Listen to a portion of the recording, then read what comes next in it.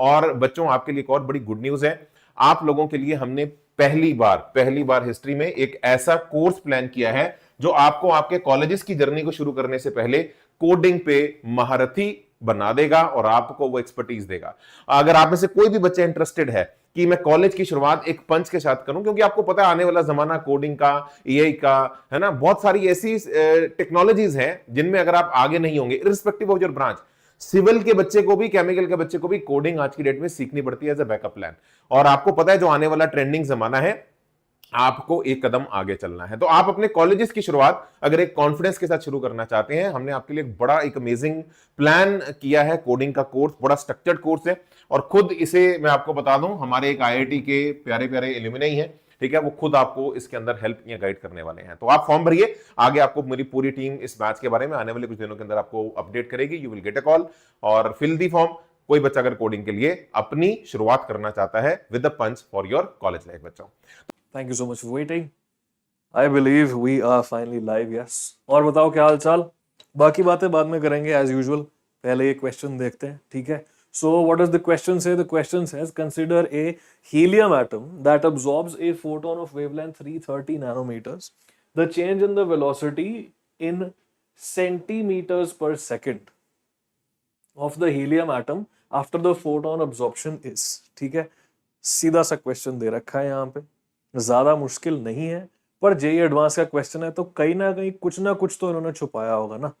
Something or the other is hidden in this question which will force you to do this question carefully. ठीक है, तो यहाँ पे assume momentum is conserved when the photon is absorbed. तो आपने चुपचाप से momentum conserve करनी है बस, ठीक है? तो हमारा जो de Broglie hypothesis है वो क्या कहता है? Lambda is equal to h by mv। तो फोटोन से कितना मोमेंटम आ रहा है? The momentum that is coming from the photon is equal to h by lambda. अब ये जो मोमेंटम है ये कहां ट्रांसफर हो रहा है? ये एक हीलियम एटम पे ट्रांसफर हो रहा है और हीलियम एटम मूव कर रहा है, ठीक है?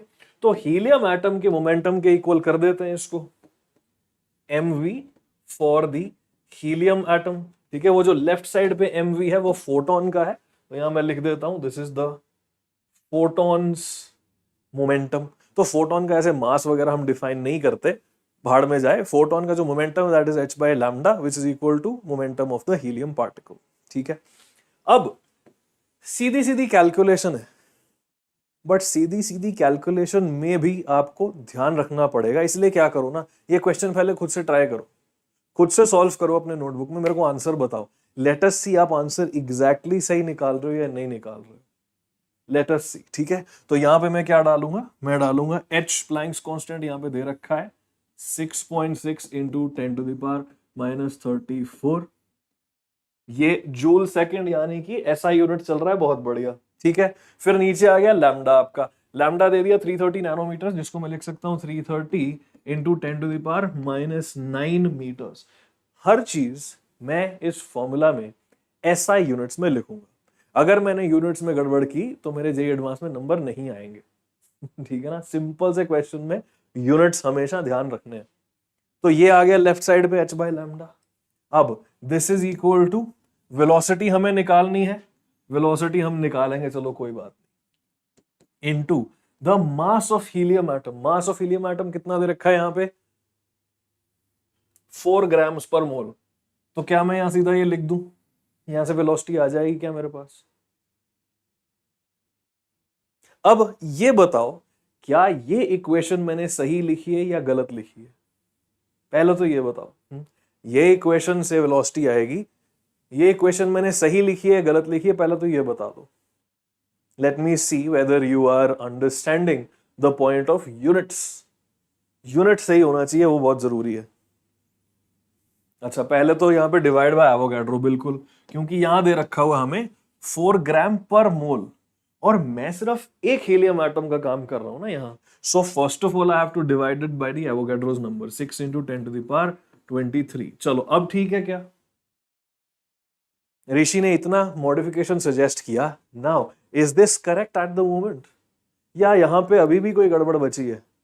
What do you think? Sachin, very nice. Sachin ने पॉइंट आउट कर दिया कि सर एक सेकंड, यहां पे 4 ग्राम पर मोल दे रखा है हमें। We have to do this entire calculation in SI units. SI unit of mass क्या है जी? The SI unit of mass is kilogram. ये जो है ये ग्राम्स में है। अभी ग्राम में कैलकुलेशन करेंगे तो गलती हो जाएगी ना, क्योंकि सारा कुछ SI यूनिट्स में लेना है। I have to do this, क्योंकि अब ये जो वेट है दैट इज इन किलोग्राम्स। समझे बात को? तो पहली गलती हो सकती थी मास का वेट, मतलब मास का यूनिट सही से लेने में। या मास का यूनिट आप ग्राम ले लेते तो कुछ गलत हो जाता। अभी हमारा यूनिट सही हो गया। अभी since all of this is in SI units, velocity का यूनिट क्या आएगा यहां पे? वेलोसिटी आपकी अभी आएगी मीटर्स पर सेकंड में। वेलोसिटी अभी आएगी मीटर्स पर सेकंड में, बट आपको उसको कन्वर्ट करना है टू सेंटीमीटर पर सेकंड। तो पहला ध्यान यहां रखा हमने यूनिट्स का। अब बाद में जब आंसर निकालेंगे तब भी उसको कन्वर्ट करके लिखेंगे सही से। ठीक है, तो इससे जरा वेलोसिटी कैलकुलेट करके दो मेरे को। ये कैलकुलेशन काफी सिंपल सा है। यस, ये तो आई एम श्योर आपने फटाफट कर ही लिया होगा। यहां पर मैं इसको लिख सकता हूँ 3.3 इंटू 10⁻⁷, है ना। और यहां से ये कट जाएगा 2 हो जाएगा, यहां से ये कट जाएगा 2 हो जाएगा, यहां से कट जाएगा 3 हो जाएगा। तो velocity will be 3 into 10⁻⁻34 plus 7, और यहां से ये हो जाएगा +3 प्लस 23।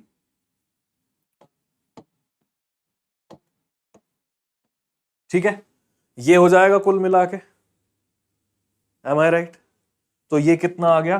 3 इंटू 10⁻, ये आप देखोगे -1 बच जाएगा। राइट? ऑलराइट। फ्लेमिंग रेंजर बोल रहे कुछ भी कहो, ये था तो मेन लेवल 2021 में ही आया था जे एडवांस में। अब यहां पे ना आपको लग रहा है मेन लेवल है, अच्छी बात है, बट ज्यादातर स्टूडेंट्स यहां पे गलती करके आएंगे। क्यों? क्योंकि वो इसका यूनिट का ध्यान नहीं देंगे या इसके यूनिट का ध्यान नहीं देंगे, और आधे से ज्यादा लोग इसका आंसर जो आना चाहिए उससे कुछ और ही लिख के आएंगे। ठीक है, आई एम गारंटीइंग यू। तो ये आ गया मीटर पर सेकंड में, तो जैसे इसको हम सेंटीमीटर पर सेकंड में कन्वर्ट करेंगे तो 100 से मल्टीप्लाई करना पड़ेगा इसको 100 से मल्टीप्लाई करेंगे तो क्या बचेगा? 30 सेंटीमीटर पर second. And I guarantee you कि ऐसा क्वेश्चन आने पे काफी सारी जनता आंसर 3 लिख के आती, काफी सारी जनता आंसर 300 लिख के आती है। काफी सारी जनता 0.3 भी लिख के आई होगी। कहीं ना कहीं गलती की होगी लोगों ने। तो यूनिट्स में थोड़ा सा खेल गई है। हाँ, it is not a very difficult question, but there are possibilities of making a silly mistake over here. Right? तो पहला क्वेश्चन मैंने थोड़ा सिंपल रखा ताकि वार्म अप हो जाए हमारा। So my dear friends, let me introduce myself to you. This is me, my name is Pahul, alumnus of IIT Bombay. जो लोग रेगुलर स्टूडेंट्स है वो तो जानते ही हैं। I have a lot of hobbies as well. पढ़ाना तो पसंद ही है, घूमना फिरना बहुत पसंद है अपनी गाड़ियों बाइकों पे। This is me somewhere in Ooty on my Ducati Diavel. इसके अलावा गाना बजाना भी पसंद है, खाना बनाना भी पसंद है, और आलस मारना बहुत ही ज्यादा पसंद है। ठीक है, चलो let's move on to the second question of the day. अब ये क्वेश्चन थोड़ा इंटरेस्टिंग है क्योंकि इसको एग्जाम के टाइम पे समझने में it can take a little bit of effort to understand this question. एक बार आप ये क्वेश्चन समझ जाओ, फिर इसका आंसर निकालना आसान है। आंसर निकालने के बाद यू विल रियलाइज कि आंसर ना एकदम एग्जैक्ट नंबर नहीं आता। तो आंसर आपका एग्जैक्ट नंबर नहीं आएगा, फिर भी जेईई एडवांस्ड की क्या स्पेशलिटी है वो हम यहां पे समझेंगे। ठीक है, ऑलराइट।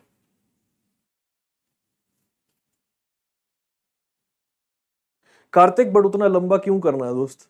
जब आपको सिंपल आइडिया दे रखा है कि मोमेंटम कंजर्व करने, so why do you want to go into kinetic energy? Momentum conserve करो ना, सीधा सीधा पहुंच वहीं जाओगे, but why take the longer route to do a simpler question, right? चलो, तो ये वाला बता दो जी। Neel gaming, yo what's up man, let's do this one. The figure below is the plot of potential energy versus internuclear distance of H2 molecule in the electronic ground state। ठीक है, H2 molecule कैसे बनता है वो बता रखा है यहाँ पे। ये NCERT में आई एम श्योर आपने पढ़ा होगा डायग्राम एटॉमिक स्ट्रक्चर में। What is the value of net potential energy E nought as indicated in the figure. ये है ई नॉट आपका, ठीक है। ये जो एनर्जी है बेस वाली एनर्जी, ये पूछी for D equal to D nought at which the electron repulsion and the nucleus repulsion energies are absent। ये है आपका D नॉट, ठीक है। इस पॉइंट पे आपको निकालनी है टोटल पोटेंशियल एनर्जी। अब इस पॉइंट पे टोटल पोटेंशियल एनर्जी कैसे निकालें यार? इस पर्टिकुलर पॉइंट पे hydrogen are at almost infinite distance from each other, ठीक है। तो ये जो है D equal to D nought basically कह रहा है कि एक हाइड्रोजन एटम और दूसरा हाइड्रोजन एटम बहुत ही दूर है, तो ना इन दोनों में कोई अट्रैक्शन है, ना इन दोनों में कोई रिपल्शन है, नो इंटर एटॉमिक अट्रैक्शन। तो इसका मतलब क्या हुआ कि इस एटम का इस एटम से कोई इंटरैक्शन ही नहीं है आपस में। Their potential energy should be zero, है ना। इन दोनों की आपस में, ये इसको अट्रैक्ट नहीं कर रहा, ये इसको अट्रैक्ट नहीं कर रहा, तो आपस में सिचुएशन में potential energy is equal to zero. यहां तक तो पहुंच गए अपन, but is our question done? Let's see. यहां बोल भी रखा है as reference the potential energy of H atom is taken as zero when electron and nucleus are infinitely far apart. अब यहां पे हिंट मिल रहा है हमें, यहां पे हिंट मिल रहा है। अब as reference potential energy of H atom is taken as zero when electron and nucleus are infinitely apart। अब कहानी समझ आ रही क्या हुई? दो हाइड्रोजन एटम थे, उनको तो मैंने दूर दूर रख ही दिया, बट ये हाइड्रोजन एटम तो एक एटम है ना, ये हाइड्रोजन एटम भी एक एटम है। एक एटम है मतलब इलेक्ट्रॉन और न्यूक्लियस आपस में इक्विलिब्रियम में है कि नहीं? तो इन दोनों की आपस में कोई पोटेंशियल एनर्जी नहीं है, मानता हूं, but if you zoom into this H atom तब तो आपको ये मिल रहा है ना।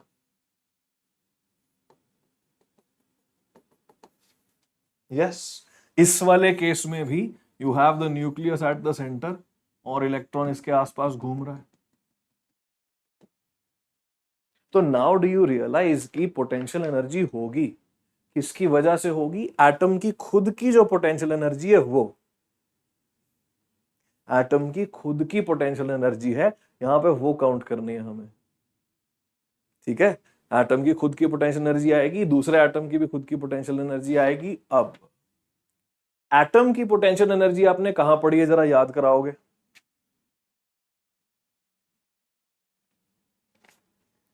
Rick, are you trying to rickroll me? Seriously, bro?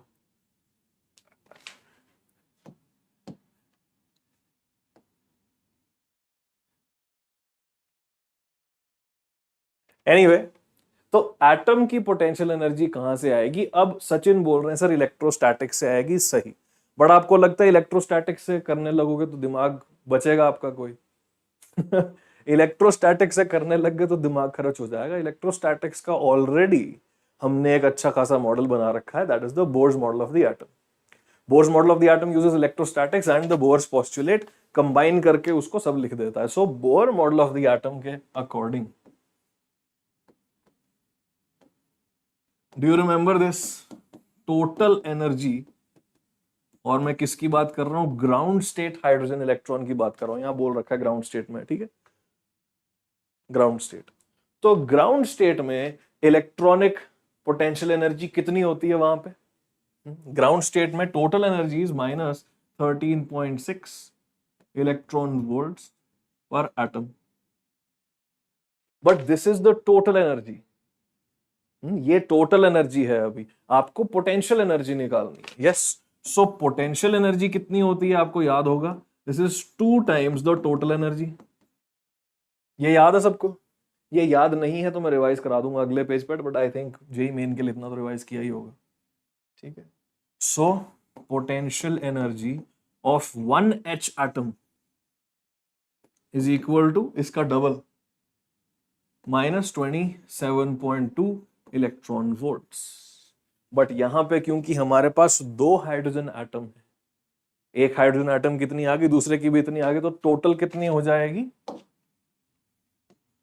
total potential energy for 2 hydrogen atoms is equal to -2 into 27.2 electron volt.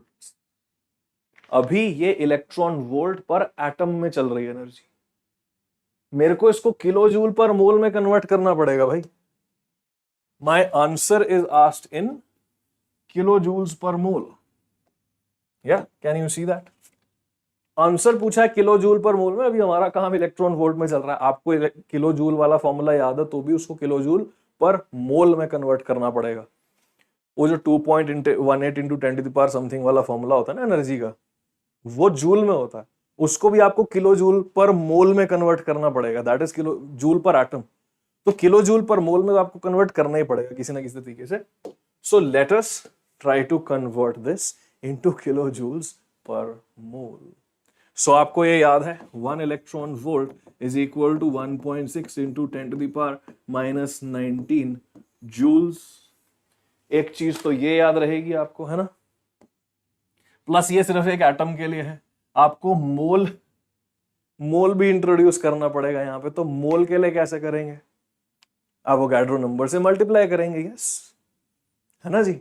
एक एटम का किलो जूल आ गया तो एक मोल का किलो जूल कैसे आएगा? उसी को एवोगाड्रो से मल्टीप्लाई कर दो। तो फाइनली हमारा कैलकुलेशन क्या बनेगा जनता यहां पे? ये है हमारा 54.4, है ना, दैट नंबर इज 54.4। ये इलेक्ट्रॉन वोल्ट में, इसको जूल को कन्वर्ट करने के लिए ये डालना पड़ेगा यहाँ पे 1.6 इंटू 10⁻⁻19। अभी ये हो गया जूल्स में, पर ये जूल्स पर सिचुएशन है, वो जो एटम वाली सिचुएशन है, this is for atoms. Atoms को मोल में कन्वर्ट करना है। ये एक एटम के लिए मुझे एक मोल के लिए चाहिए, तो एक मोल के लिए जो चाहिए दैट विल बी 6.02, कितनी दे रखी है? 6.023 दे रखा है। 6.023 इंटू 10⁻23। तो ये एनर्जी आ गई for 1 mole of that situation. जो 2 हाइड्रोजन एटम की सिचुएशन है उसका 1 मोल लेंगे तो ये आ जाएगा, but this is right now in joules. ये अभी जूल में है भाई साहब, इसको किलो जूल में कन्वर्ट करना है तो कैसे? 1000 से डिवाइड कर दो तो ये आ जाएगा किलो जूल पर मोल। कैलकुलेशन, ठीक है, ये चीज नहीं भूलनी अपन। फाइनली निकालो आंसर कितना आएगा। सचिन ध्यान से कर थोड़ी कैलकुलेशन, कुछ तुम मिस किया तुमने शायद।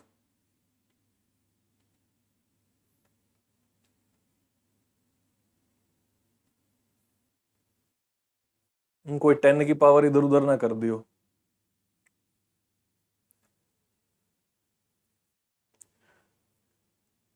ऊपर ये 19 के साथ ऐड हो जाएगा, ये बच जाएगा 22, 10⁻1 बच गया। So it's sort of like 544 into 1.6 into 6.023, कुछ ऐसा आ जाएगा ये 544 into 1.6 into 6.023 kilo joule per मोल। तो ये कितना आएगा आप करके देख लो।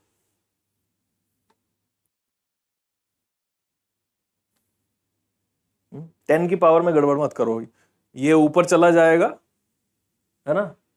ये 10⁻3 है, ये 10⁻3 ऊपर ले जाओ, 10⁻−3 इसमें ऐड कर दो, ये 10⁻22 with a minus sign plus sign, यहां से एक 10 बच जाएगा। उस 10 को आप यहां कहीं भी मल्टीप्लाई कर लो, मैंने इसमें मल्टीप्लाई कर दिया। ये दिस इज द आंसर। 10 की पावर में प्लीज गलती मत करना, ठीक है। तो ये एग्जैक्ट अगर आप कैलकुलेट करोगे तो आ जाएगा, ठीक है, ये पूरा वैल्यू आप करोगे तो 5242.4192 किलो जूल्स पर मोल। अब जेई एडवांस्ड में जब ये सवाल आया था, this question had come back in 2020, आपको एग्जैक्ट वैल्यू दे देनी थी, ठीक है, आपको जो भी वैल्यू है वो भर देनी थी वहां पे। अब पता है इंटरेस्टिंग चीज क्या है?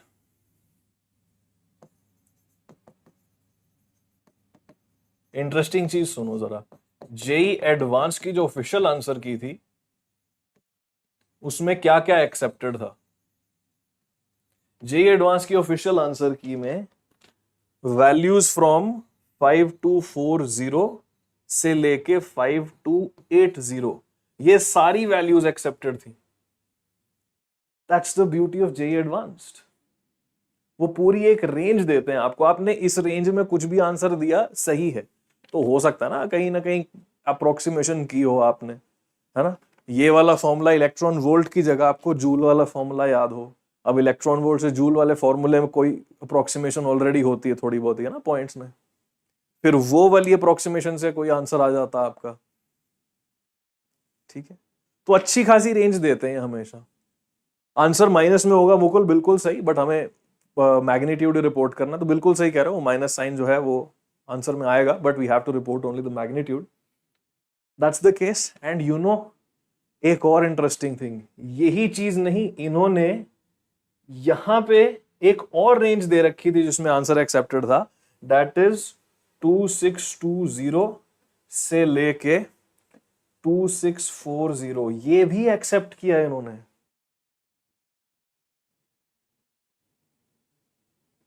इसका आधा भी एक्सेप्ट किया इन्होंने, क्योंकि यहां पे इन्होंने ना बहुत क्लियर नहीं किया कि आपको दोनों हाइड्रोजन एटम्स की पोटेंशियल एनर्जी निकालनी है दोनों सिस्टम की, या सिर्फ एक एच एटम की निकालनी है।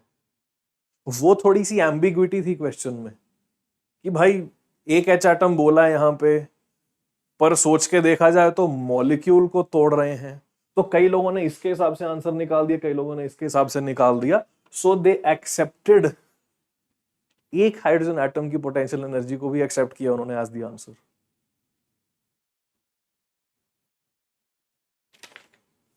सही है ना। तो जेई एडवांस्ड में एम्बिग्विटीज का ख्याल रखा जाता है। ये जेई मेन जैसा नहीं है कि आंसर बिल्कुल 388 नहीं आया तो आपको नंबर नहीं मिले। JEE Advanced is very cool with integer type question.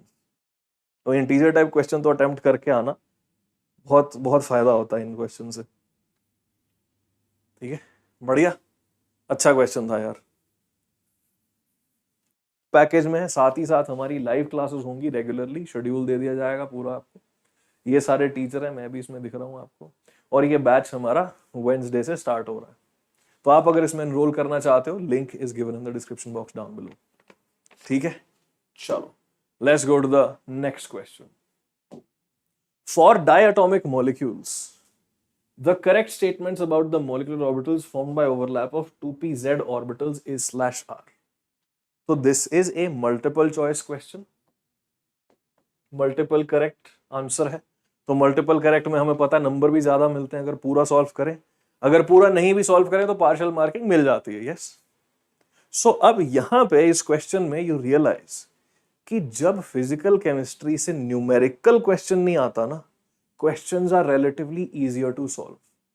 JEE Advanced में जब भी ग्राफिकल क्वेश्चन आ जाए या थ्योरी बेस्ड क्वेश्चन आ जाए, उसको सॉल्व करना आसान रहता है। नहीं तो फिजिकल केमिस्ट्री में ना काफी बारी कैलकुलेशंस थोड़ी ट्रिकी सी हो जाती हैं। यस, तो वो कैलकुलेशन ट्रिकी नहीं है यहाँ पे, this is a good opportunity for you to score. तो यहाँ पे हमें सिर्फ और सिर्फ फालतू की गलतियां अवॉइड करनी है। ठीक है, चलो लेट अस सी नाउ। पीजेड ऑर्बिटल बना रहे हैं, पीजेड ऑर्बिटल से हम सिग्मा ओवरलैप भी करेंगे, पाई ओवरलैप भी करेंगे, तो थोड़ा सा ध्यान रखना पड़ेगा। पहले तो सीधा सीधा करते हैं सिग्मा ओवरलैप कि भाई ये आपका पी ऑर्बिटल है, इसका जब पाई ओवरलैप सॉरी सिग्मा ओवरलैप होगा तो इससे बनेगा एक बॉन्डिंग मॉलिक्यूलर ऑर्बिटल जो कि है सिग्मा, और दूसरा बनेगा एंटी बॉन्डिंग मॉलिक्यूलर ऑर्बिटल जिसको बोलेंगे sigma star. Bonding molecular orbital में बीच के दो लोब्स जो है वो ऐड हो जाएंगे।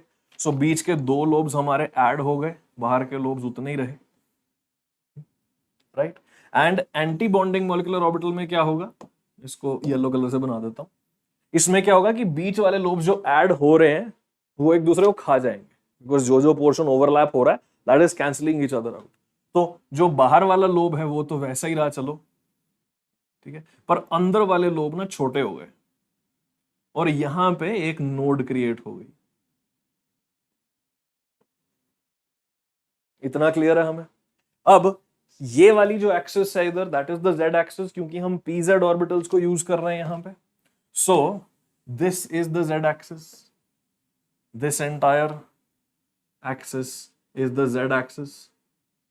तो अगर वो जेड एक्सिस है तो ये नोड जो है ये कौन से प्लेन में आप बोल सकते हो? अगर ये जेड एक्सिस है तो this nodal plane is the x y plane, है ना? ठीक है. ये वाले जो नोड्स हैं आपके ऑलरेडी जो हैं, पहले से ही जो हैं आपके, those are also x y planes. बढ़िया. तो पहले ये वाला सॉल्व कर लेते हैं, सिग्मा वाला. Sigma orbital has total of 2 nodal planes. हाँ बिल्कुल, ये और ये जो पहले से ही थे वही नोडल प्लेन्स आपके यहां भी रहेंगे.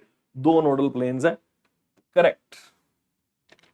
Sigma star orbital has 1 node in the xz plane containing the molecular axis.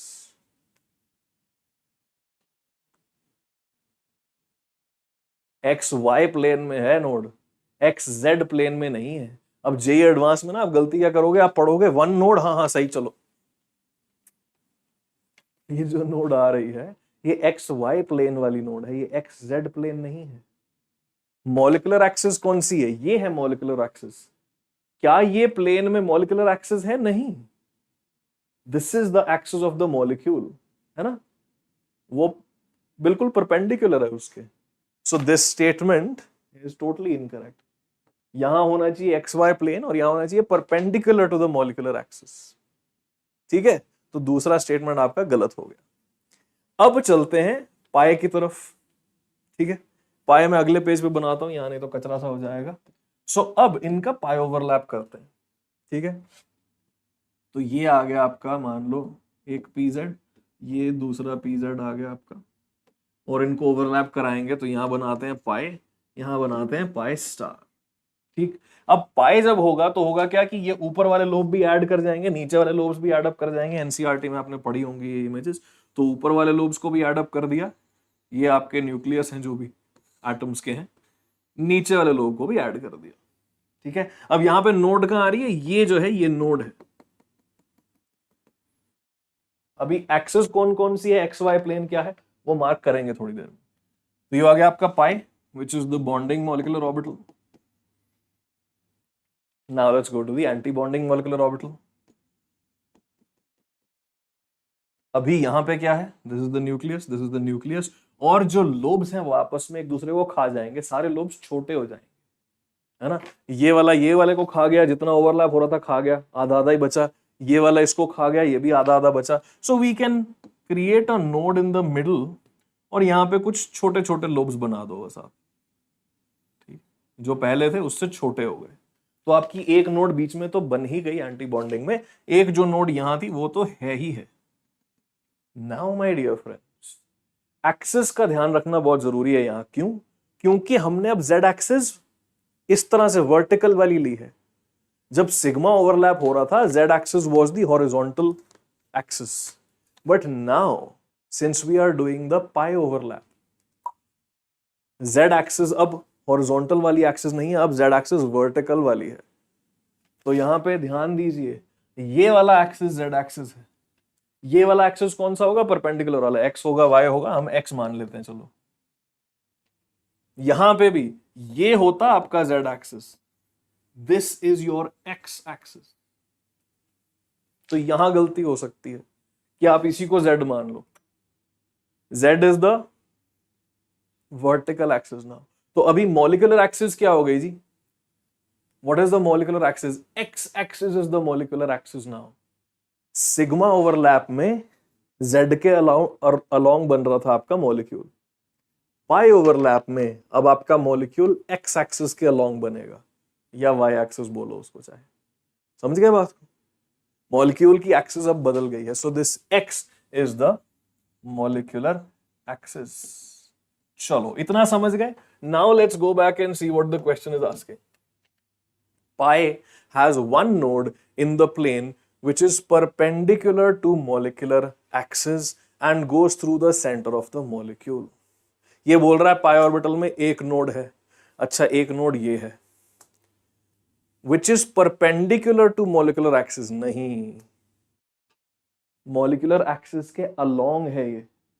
This is not perpendicular to the molecular axis, this is the molecular axis now. ये मॉलिक्यूलर एक्सिस नहीं है अब, this is the molecular axis. ठीक है, तो यहां पे perpendicular की वजह से ये स्टेटमेंट हो गई गलत। हाँ, वाई भी ले सकते हैं फ्लेमिंग रेंजर, बिल्कुल वाई भी ले सकते हो उसको आप।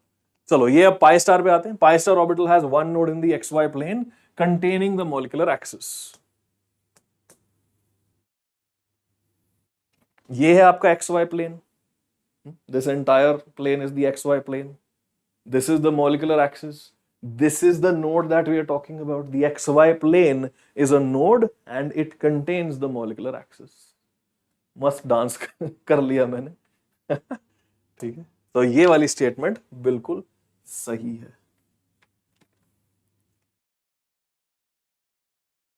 ऑलराइटी, सो यहां पे option number A and option number D R the correct answers. यहां गलती होने की बहुत ज्यादा चांसेस है। यहां आप मॉलिक्यूलर एक्सिस को गलती से z सोच लो, पूरा आंसर गलत, इसको चूज कराओगे नेगेटिव मार्किंग हो जाएगी। तो मॉलिक्यूलर एक्सिस सही से समझना was important for this particular option. ये फिर भी ठीक कर लेते आप, ये वाले में थोड़ी गड़बड़ कर सकते थे। खोलियो, नाइस क्वेश्चन वंस अगेन, अच्छा सवाल था। हाँ, तो मनीष बोल रहे हैं अब मैं इसमें से सिर्फ एक ही मार्क करके आऊं तो क्या होगा। तो मनीष थोड़ा अच्छा सा मार्किंग स्कीम रहता है जेईई एडवांस का, वो लिखा हुआ आएगा आपके पेपर में। So if there is a question like this where only 2 options are correct, अब दो में से एक आप चूज करके आ जाओ तो आपको 2 नंबर मिल जाएंगे। अगर दोनों चूज करोगे तो 4 नंबर मिल जाएंगे। बाय चांस आपने बी या सी में से कुछ मार्क किया तो कोई नंबर नहीं मिलेगा, -1 मिल जाएगा। ठीक है, ऑलराइट। अब अगर कोई मल्टीपल चॉइस आए जिसमें 3 करेक्ट आंसर्स हैं, ठीक है, तो एक आंसर को मार्क करने का 1 नंबर, 2 आंसर को मार्क करने का 2 नंबर, तीनों को मार्क करने का 4 नंबर।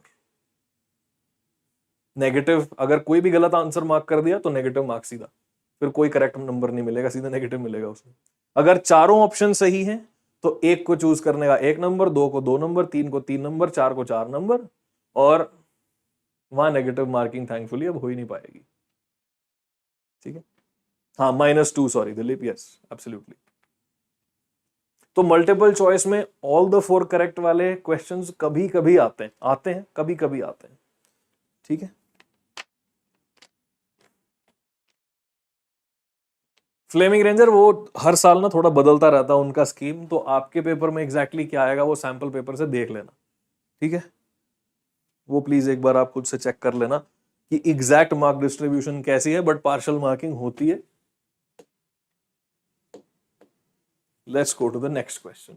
अब ये वाला जो क्वेश्चन है ना जनता, ये हाइड्रोजन एटम है, हीलियम है, उसकी कुछ कुछ तो ये स्टेट दे दी है। Bourse model of the atom का क्वेश्चन है, सिंपल फॉर्मूला बेस्ड है, ज्यादा कोई दिक्कत नहीं है, ऑर्बिटल्स आपको रिकॉग्नाइज करने हैं। So this particular thing I am gonna give it to you as a DIY question. ये मैंने जेईई मेन की प्रैक्टिस करवाते हुए भी कराया था कभी, तो just do it yourself, you will get the PDF after the class. वो टेलीग्राम पे मिल जाएगी, वो यहाँ पे भी मिल जाएगी। ठीक है, बढ़िया। एस्ट्रोनॉमर भाई बोल रहे हैं कि I am AR 541 in JEE main, very good bro, I am hoping कि आपका जेईई एडवांस में भी अच्छा रैंक आ जाएगा। ठीक है,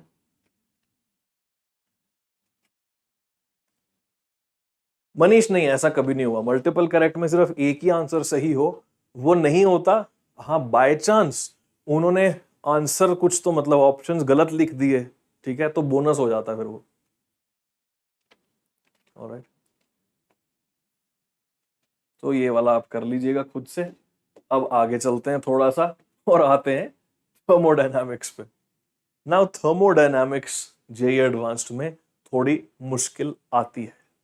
most of the times thermodynamics is a little tricky, and जितना थर्मोडायनामिक्स आपने मेन के लिए तैयार किया है उससे थोड़ा ज्यादा ही जरूरत आती है जेईई एडवांस में।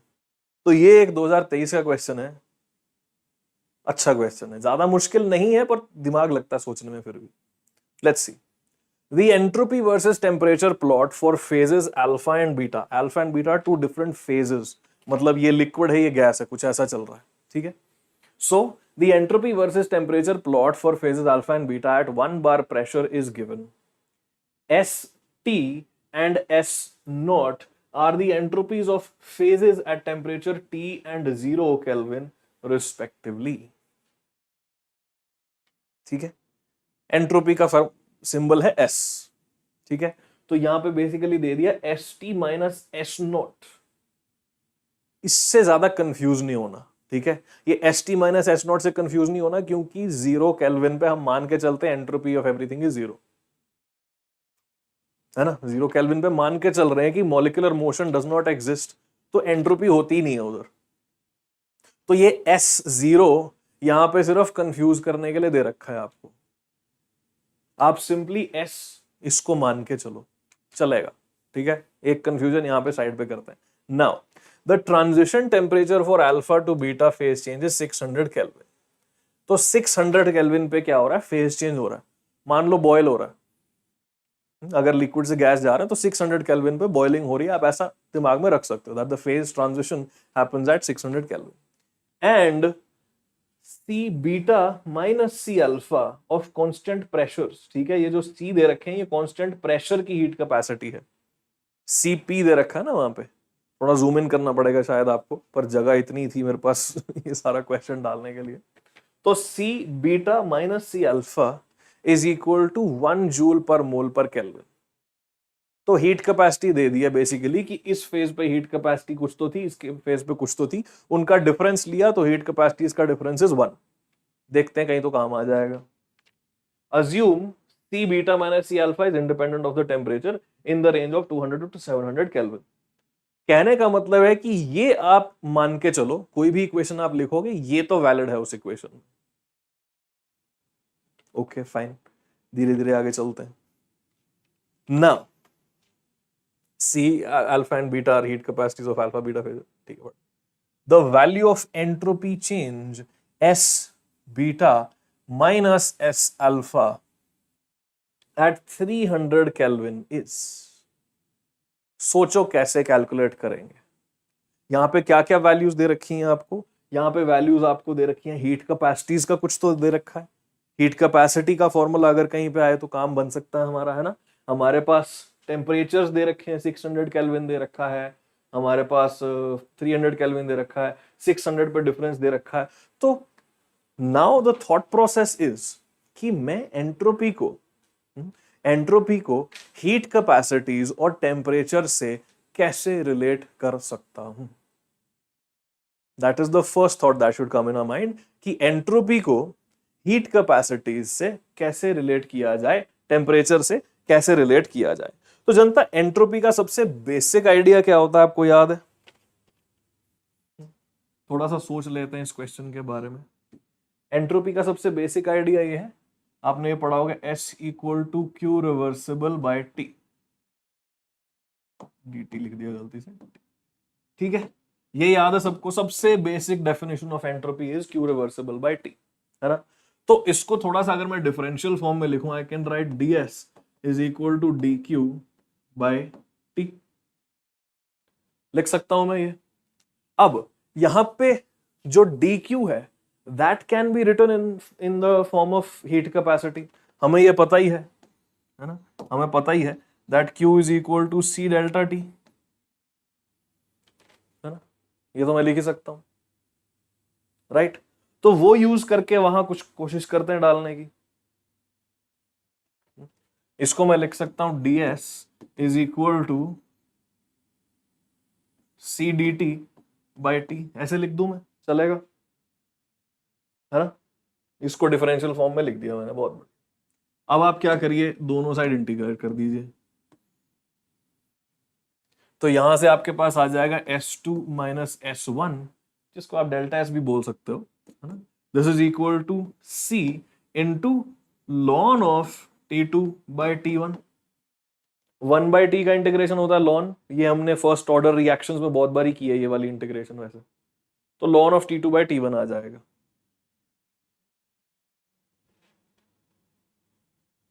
यहां पे पहुंच गए अपन, बढ़िया। अब जनता, ये जो स्टेटमेंट लिखी है मैंने, ये वाली स्टेटमेंट मैं फेज अल्फा के लिए भी लिख सकता हूं। यही सेम स्टेटमेंट मैं लिख दूंगा यहां पर, ठीक है, अलग रंग से लिख दूंगा मैं। यही सेम स्टेटमेंट मैं दूसरे फेज के लिए भी लिख सकता हूं।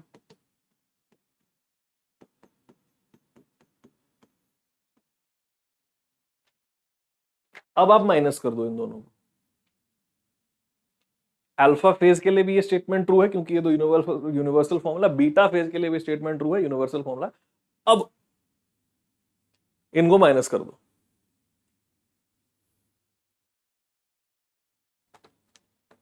तो इससे आएगा क्या, मैं यहां पे लिखने की कोशिश करता हूं बड़े प्यार प्यार से। यहां पे बेसिकली आपके पास आएगा S2 माइनस S2। तो व्हाइट वाली चीजें अल्फा की हैं, येलो वाली चीजें बीटा की हैं, ठीक है। ये आ गया, दिस इज, अच्छा यहां पे S1 का भी आएगा अपने पास फैक्टर एक, माइनस S1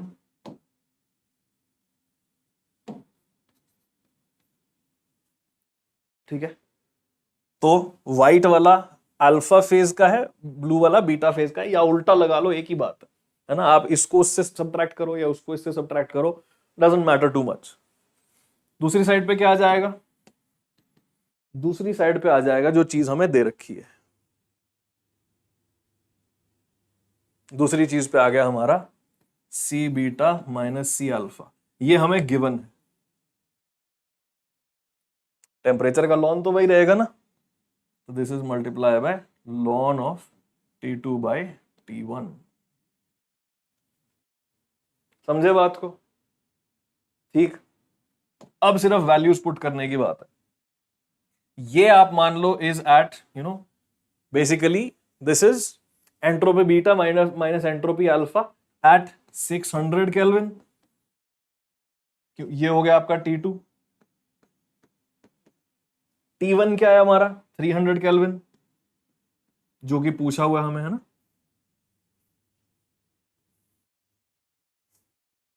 तो ये आपकी आ गई 300 केल्विन पे, और यही पूछा हुआ हमसे, ये चीज हमसे पूछ रखी है। ये हमें दे रखा है, कितना दे रखा है, this is given as 1 lon of 600 by 300, यानी कि लॉन 2, ये भी आता है हमें, लॉन 2 पता है हमें, यहां वैल्यू दे रखी है, वैसे भी लॉन 2 की वैल्यू भी दे रखी है। इसकी वैल्यू कहां से आएगी, ग्राफ में से आएगी। अब देखो ग्राफ पे 600 केल्विन यानी कि ये पॉइंट, इस पे ये दे दो 6 माइनस 5, समझे। एंट्रोपीज का जो डिफरेंस है, मैंने पहले ही बोला, यहां पे इससे कंफ्यूज नहीं होना, दिस इज जस्ट S, है ना। S0 क्योंकि वैसे ही 0 है, दिस इज जस्ट एंट्रोपी। तो entropy of beta at 600 is 6, entropy of alpha at 600 is 5, वही करना है हमें। तो ये वैल्यू कितनी आ गई हमारे पास,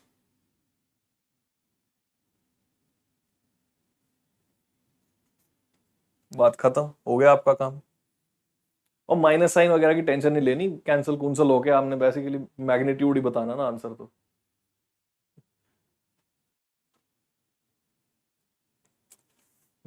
अदरवाइज ध्यान से रखना है तो इसको ऐसे कर लो, ठीक है।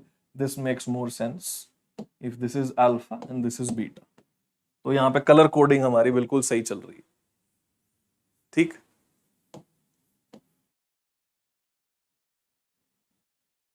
लो अब बिल्कुल ही सुंदर दिख रहा है, इसको इससे सब्ट्रैक्ट किया, ये आ गया बहुत ही सुंदर सुंदर।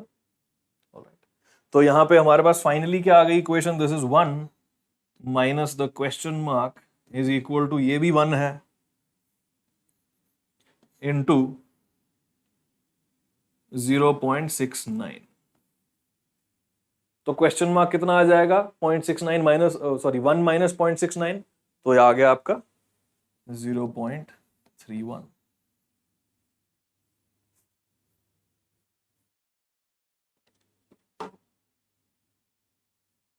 So as you see, this question is a little tricky to understand, but not very difficult to do.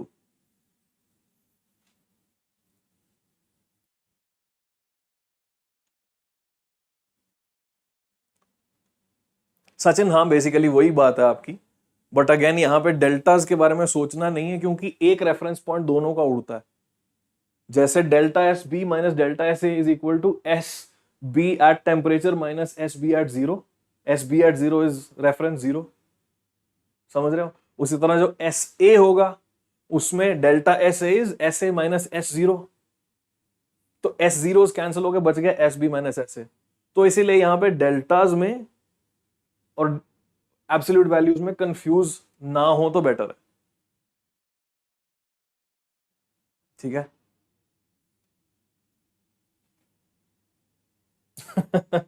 Fleming ranger नहीं भाई, बहुत ही आसान क्वेश्चन है यार, तुम देख रहे हो. ये वाला मत छोड़ो. ये वाला ऐसा क्वेश्चन है जो आप ना केमिस्ट्री में एंड में कर सकते हो कि चलो बाकी सारे कर लिए क्वेश्चन, ये थोड़ा दिमाग लगाना पड़ेगा, शायद एंड में करेंगे. तो आप स्ट्रेट फॉरवर्ड इसको करोगे तो आंसर बहुत ही सिंपल आ जाएगा. तो that is the beauty of physical chemistry question JEE advance. वो देखने में मुश्किल लगते हैं पर कर कर आके ना बहुत ही सिंप्लीफाई से हो जाते हैं. तो ऐसे क्वेश्चंस चाहो तो एंड में कर सकते हो. बढ़िया है. देखो ये दे रखा है ना यहाँ पे, SB minus S alpha at 0 kelvin is 0. मान के चलो S0 दोनों का एंट्रोपी एट 0 इज 0 मान के चल लो, तो आपके वो डेल्टा वाले पंगे आएंगे ही नहीं कहीं पे. ठीक है. सेजल लाइमन बाल्मर की ओवरलैपिंग पे थोड़ा क्वेश्चन करवाइए. देखो आप मेरे को भेज देना बाद में टेलीग्राम पे, मैं आपको वहां पे सजेस्ट कर दूंगा. आज तो जो रखे हैं क्वेश्चन मैं वही करवाऊंगा अभी के लिए. ठीक है. कुछ आपको ज्यादा दिक्कत दे रहा है क्वेश्चन तो टेलीग्राम पे आप मुझे भेज सकते हैं. I will try to answer your doubt over there. ठीक. चलो. But now the interesting thing is कि इस पैसेज से सिर्फ यही क्वेश्चन नहीं पूछा था, इस पैसेज से एक और क्वेश्चन पूछ लिया इन्होंने. The value of enthalpy change H beta minus H alpha at 300 Kelvin is. तो अभी हमने एंट्रोपी चेंज को तो कैलकुलेट कर लिया, S माइनस S तो निकाल लिया, अब H माइनस H भी निकालना है. तो यहां क्या फॉर्मूला यूज करूं भाई?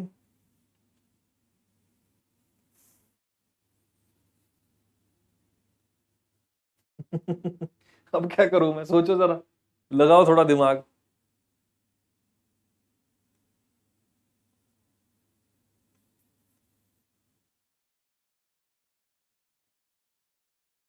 बिल्कुल. तो पहले तो ये देखो, delta G is equal to delta H minus T delta S हम सोच सकते हैं ना. एक इसका डिफरेंशियल फॉर्म लगाना तो भी लगा लेंगे, कोई चक्कर नहीं है. But the point is that this formula at 600 kelvin is equal to 0. 600 kelvin क्या है? मेरा फेज ट्रांजिशन है. Phase transition is an equilibrium process basically, है ना. Phase transition is an equilibrium process. 600 kelvin जो है दे रखा है कि अल्फा बीटा आपस में एग्जिस्ट करते हैं. तो फेज ट्रांजिशंस में delta G can be written as 0. ये थोड़ा सा ट्रिक वाला पार्ट हो गया यहाँ पे, that you have to realize that at 600 kelvin delta G not will be 0. तो at 600 kelvin I can write delta H is equal to 600 delta S, या आप इसको डिफरेंशियल फॉर्म में लिखना चाहते हो तो ds लिख दो यार यहां पे.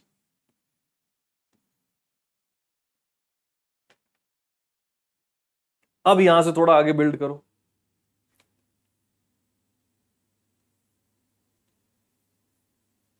अब तो हो गया क्वेश्चन वैसे, क्योंकि ds दे रखा है आपका.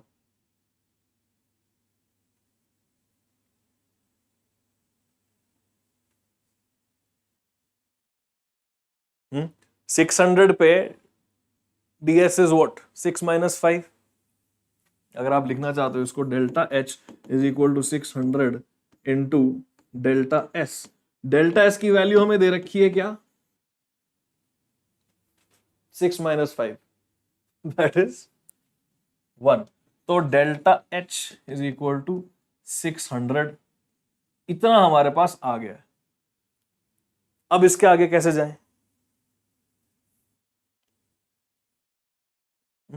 Change in enthalpy at 600 Kelvin is 600 joules. अब इसके आगे बताओ.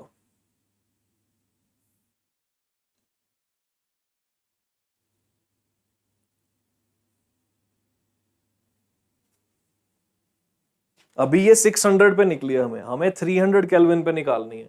Delta H at 600 kelvin is 600. What is delta H? Delta H क्या है यहाँ पे? H beta minus H alpha. वो 300 केल्विन पे कैसे आएगा? अभी हमें क्या करना है, डेल्टा एच को हीट कैपेसिटी से रिलेट करना है। अच्छा, ये नोटिस करना, यहां पे जो भी हीट कैपेसिटीज दे रखी है ना, यहां पे जो भी हीट कैपेसिटीज दे रखी हैं, these are all heat capacities at constant pressure। ये देख रहे हो ध्यान से? all of these are heat capacities at constant pressure। यहां पे भी आपको 1 बार प्रेशर फिक्स दे रखा है। the entire graph that we are discussing, it's an isobaric graph। yes, isobaric चल रही है हमारी चीजें। तो आइसोबारिक केस में आपको ये याद होना चाहिए कि delta H is equal to QP, which is equal to CP delta T। yes, ये याद आया ये याद आया कि भाई यहां पे क्योंकि आइसोबारिक प्रोसेस है, delta H is equal to Q P होता है ना, तो जो भी हीट एक्सचेंज हो रही है इस प्रोसेस में, that is equal to delta H and that is equal to C P delta T. अब सोचो क्या करेंगे?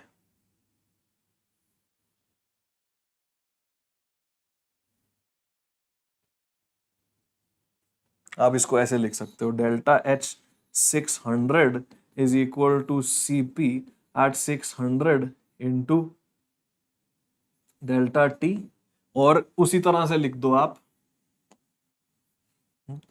Delta H at 300 is equal to C P at 300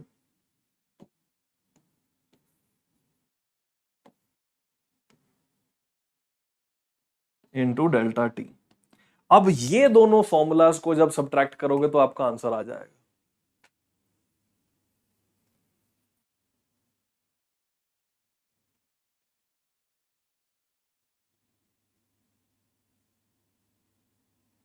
करो अब इसको subtract, CP minus CP 600 minus CP 300।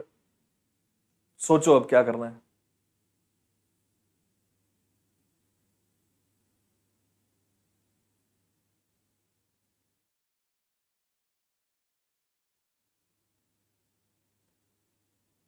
ठीक है, थोड़ा दिमाग लगाओ, यहाँ पे डेल्टास थोड़े ज्यादा हैं but you will get there, think about it.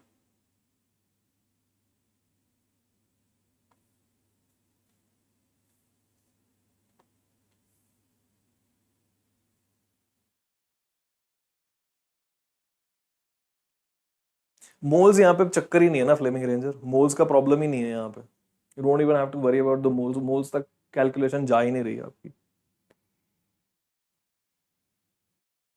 सोचो जनता, कैसे करें इसको? डिवाइड मत करो, सब्ट्रैक्ट करो। ठीक है, ये वैल्यू आपको पता ही है, सीपीज का डिफरेंस आपको एक कांस्टेंट वैल्यू में दे रखा है। Try it. अच्छा, इसको ना let us think about it in a different manner. Let's say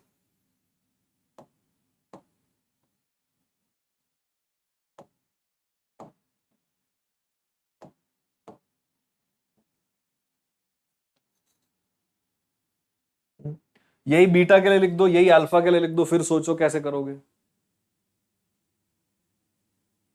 सोच के देखो। मनीष बिल्कुल सही बोल रहे हो, मनीष ने आंसर निकाल दिया। देखो अल्टीमेटली आपका हो क्या जाना है, बहुत ही सिंपल सा हो जाना है। आपका हो जाएगा यहां पे delta H 600 minus delta H 300 is equal to delta C P between alpha and beta, जो हमारा दे ही रखा है ऑलरेडी 1 इंटू 600 माइनस 300 केल्विन। तो यहां से आपका आ जाएगा your value of delta H at 300 will be equal to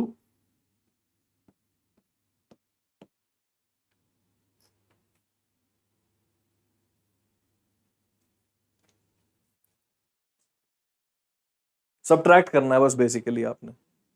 अब वो मल्टीपल डेल्टाज में कंफ्यूजन होती है, आई अंडरस्टैंड। ठीक है, मल्टीपल डेल्टाज में जो कंफ्यूजन है वो हो सकती है, I agree with that part, पर ठीक है।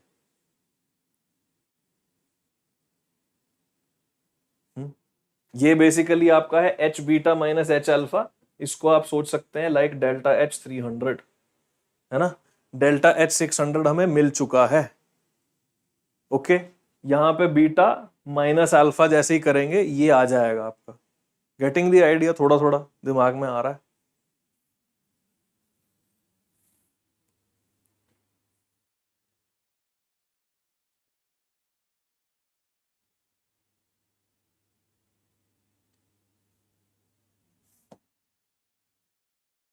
अगर अभी तक नहीं चमका ये तो please do it your self also. थोड़ा सा क्लास के बाद सोचना इसके बारे में कि ये जो मल्टीपल डेल्टाज फंस रहे हैं इसमें कंफ्यूज होने की जरूरत है नहीं एक्चुअली। ठीक है, आप खुद से करके देखना।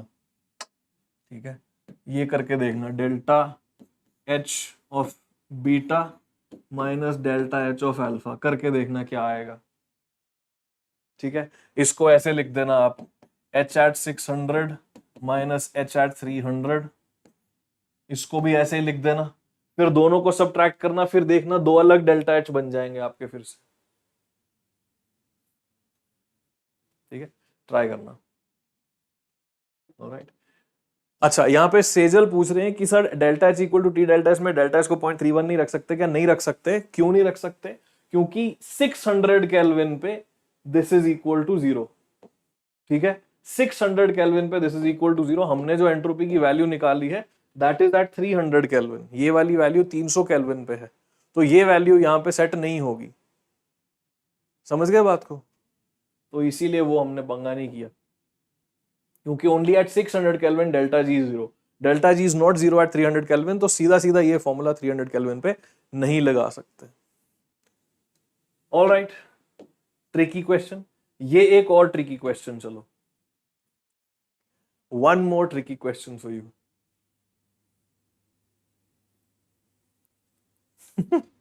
ये बहुत ही मजेदार क्वेश्चन है, आप पढ़ो इसको आराम से। The standard state gives free energies of formation of C graphite and C diamond are given like this. The standard state means that the pressure should be 1 bar and substance should be pure at a given temperature. The conversion of graphite to diamond reduces its volume by this much. तो हमें पहले सोचो क्या क्या चीजें दे रखी है। हमें डेल्टा जी दे रखा है, ठीक है, तो हमारे पास गिब्स एनर्जी दे रखी है, हमारे पास वॉल्यूम दे रखी है, is converted to carbon at isothermal temperature 298 Kelvin. The pressure at which carbon is in equilibrium with diamond is. Graphite और डायमंड किस प्रेशर पे इक्विलिब्रियम में होंगे आपको वो कैलकुलेट करना है। डाइजेस्ट दिस क्वेश्चन फर्स्ट, थोड़ा सा पढ़ लो इस question. This is a difficult question, अगर आपके एग्जाम में आता है ये पक्के से एंड में करना है अपन ने। ठीक है, एकदम से नहीं कर लेना, ये एंड में करना है ये क्वेश्चन अपन ने।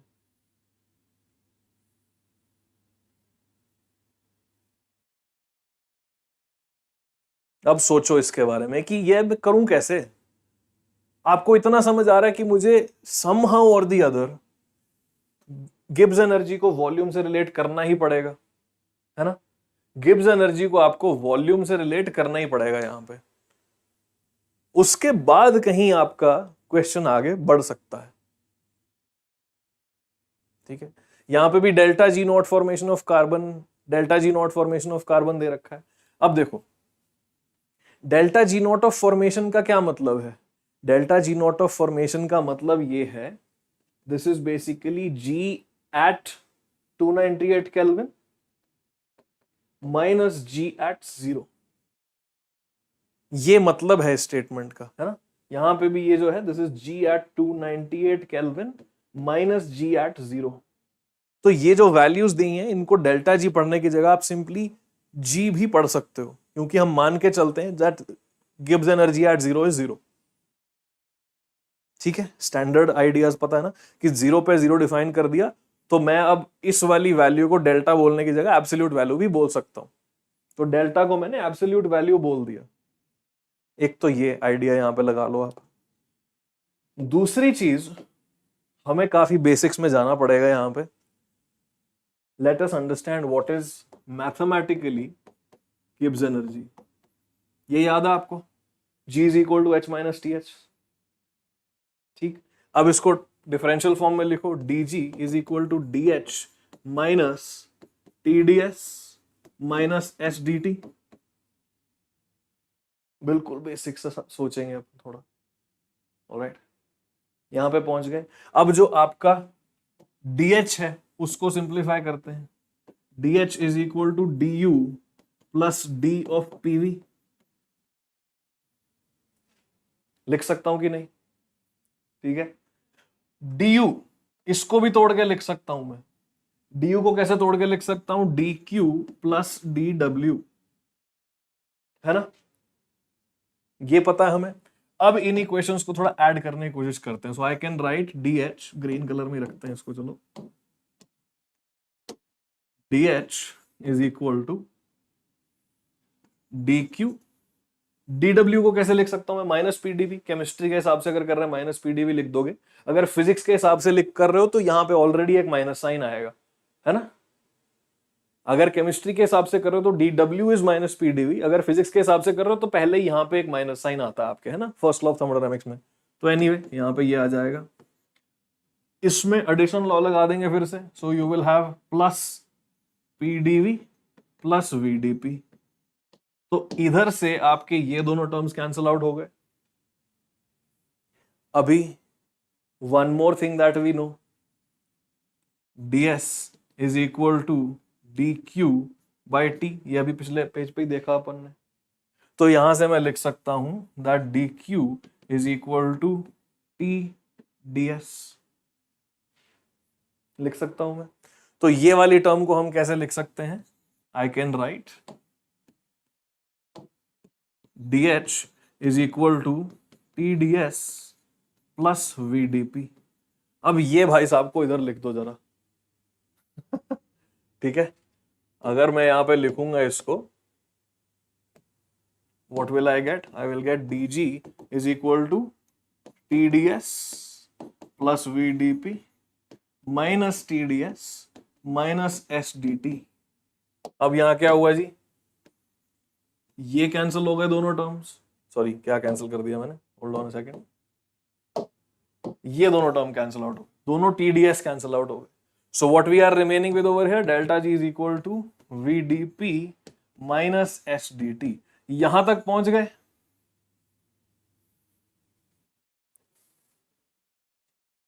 ये थर्मोडायनामिक्स की जब पूरी क्लासें करवाई जाती है ना डेरिवेशन के साथ, तब ये मैं करवाता होता हूं हमेशा। ठीक है, यहां तक पहुंच गए। कोई डाउट, कोई परेशानी?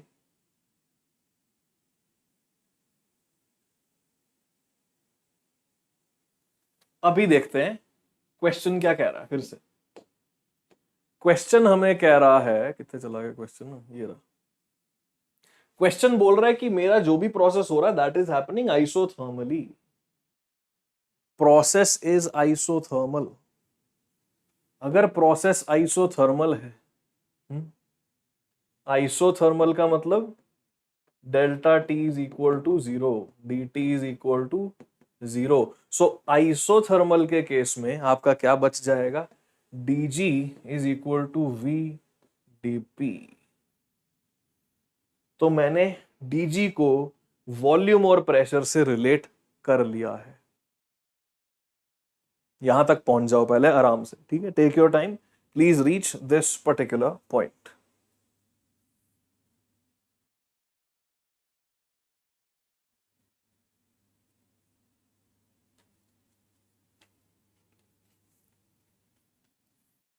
तो मैं यहां पे क्या लिख सकता हूं?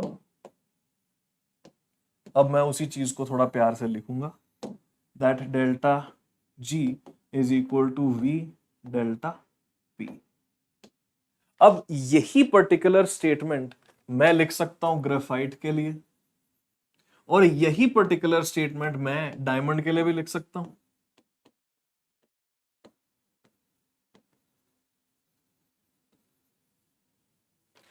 इन दोनों स्टेटमेंट्स को माइनस कर दो।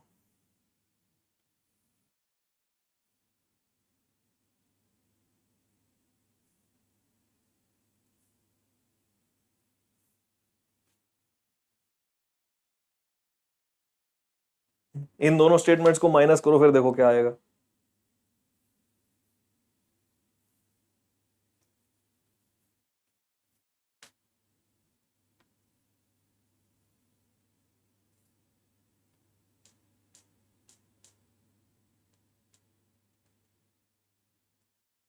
लेफ्ट साइड पे बन गया डेल्टा जी का डिफरेंस, वो यहां से आ जाएगा। उस साइड पे बन जाएगा V2 माइनस V1, है ना, V diamond minus V graphite बन जाएगा आपका, V graphite minus V diamond. तो वो वैल्यू भी हमें दे रखी है। उस साइड आपके पास आ जाएगा difference in delta P. Difference in delta P is basically just P2 minus P1, क्योंकि एक segment of the delta cancel out हो जाएगा।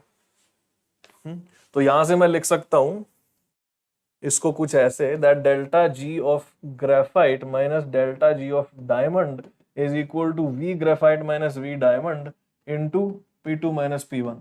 डेल्टा पी तो दोनों के लिए सेम है ना। डेल्टा पी दोनों के लिए सेम कैसे है, क्योंकि आप पहले स्टैंडर्ड कंडीशन से शुरू कर रहे हो 1 बार से, और आप जहां कहां तक रहे हो, ये जो क्वेश्चन मार्क वाला प्रेशर है वहां पे जा रहे हो आप, समझ गए। तो बेसिकली मैं इसको ऐसे भी लिख सकता हूं, that delta G graphite minus delta G diamond is equal to V graphite minus V diamond into P जो हमें पता नहीं है minus P of the standard case. तो एसेंशियली ये जो डेल्टा पीज हैं दोनों में ये सेम है। This delta P is new pressure minus original pressure that is 1 बार। ये वाला डेल्टा पी भी सेम है, ठीक है। तो ये जैसे ही मैंने सब्ट्रैक्ट किया आपका डेल्टा पी कॉमन आ गया। इसको यहां पे मैं डेल्टा पी लिख देता हूं ताकि आपको समझ आ जाए कि अच्छा ये तो कॉमन ही है। ये डेल्टा पी जो है सेम है दोनों केस में, तो उसको मैं सेम रंग से लिख देता हूं ताकि आपको और आसानी से समझ आए, ठीक है। अब भर दो बस वैल्यू। ये आ गया हमारे पास 0, ये आ गया मेरे पास 2.9 किलो जूल्स पर मोल है, तो ये किलो जूल में आएगा बेसिकली आपका। दिस इज इक्वल टू जो चेंज इन वॉल्यूम है 2 × 10⁻⁶, है ना, और ये क्यूबिक मीटर्स में चल रहा है हमारा, तो वो क्यूबिक मीटर्स में है। And over here you have जो भी प्रेशर निकालना है हमें -1 बार। अब यूनिट्स का ध्यान रखना है, ठीक है। ये किलो जूल है, ये है आपका क्यूबिक मीटर, और ये आपकी कहानी चल रही है बार में। नाउ यूनिट्स का ध्यान रखना पड़ेगा यहां पे। What is the SI unit of pressure? Tell me, what is the SI unit of pressure? यहां सब दे रखा है वैसे।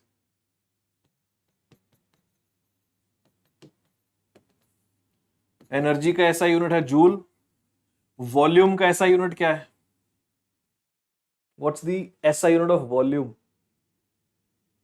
बताना, ठीक है। प्रेशर का हमारा वो है पास्कल, ठीक है। तो वहां पे जो भी बार में चल रही हैं चीजें, वो पास्कल में चलने के लिए 10⁵ का फैक्टर आएगा उधर,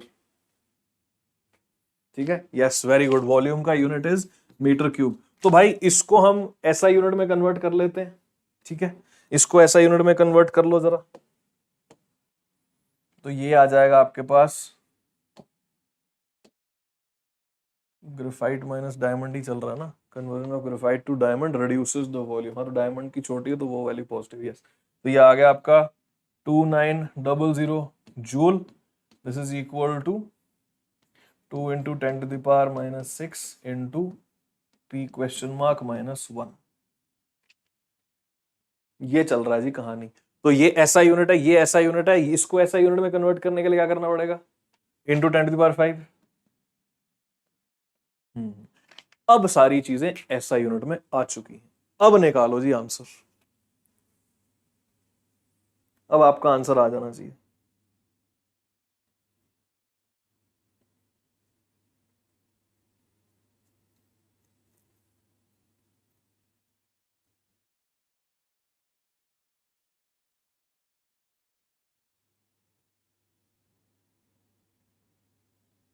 ठीक है, तो मैं आंसर बता देता हूं, आपने खुद इस तक पहुंचना है।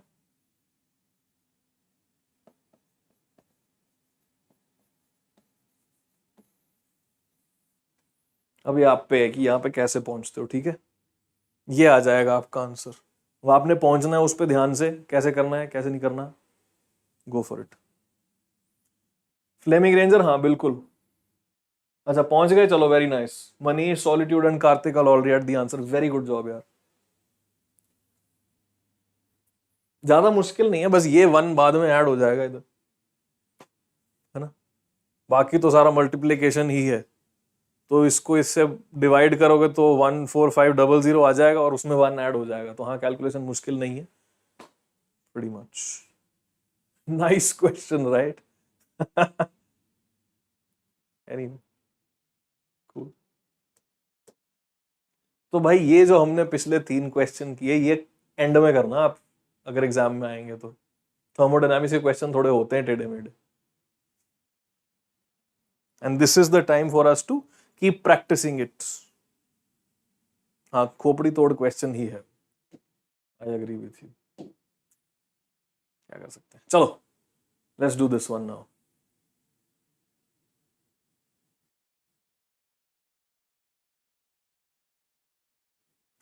The correct options about entropy is /r, multiple correct question। तो यह यहां पे आप पार्शियली कुछ ना कुछ तो सही कर ही सकते हो, ठीक है। भव्य बोल रहे हैं इतना चमके कैसे एग्जाम में, तभी तो प्रैक्टिस कर रहे हैं, क्योंकि अब वैसा क्वेश्चन दोबारा आया, नाउ विल बी लाइक हाँ पाउल सर ने कराया था, मैंने प्रैक्टिस की थी उसकी 2-3 बारी, now we can do it. या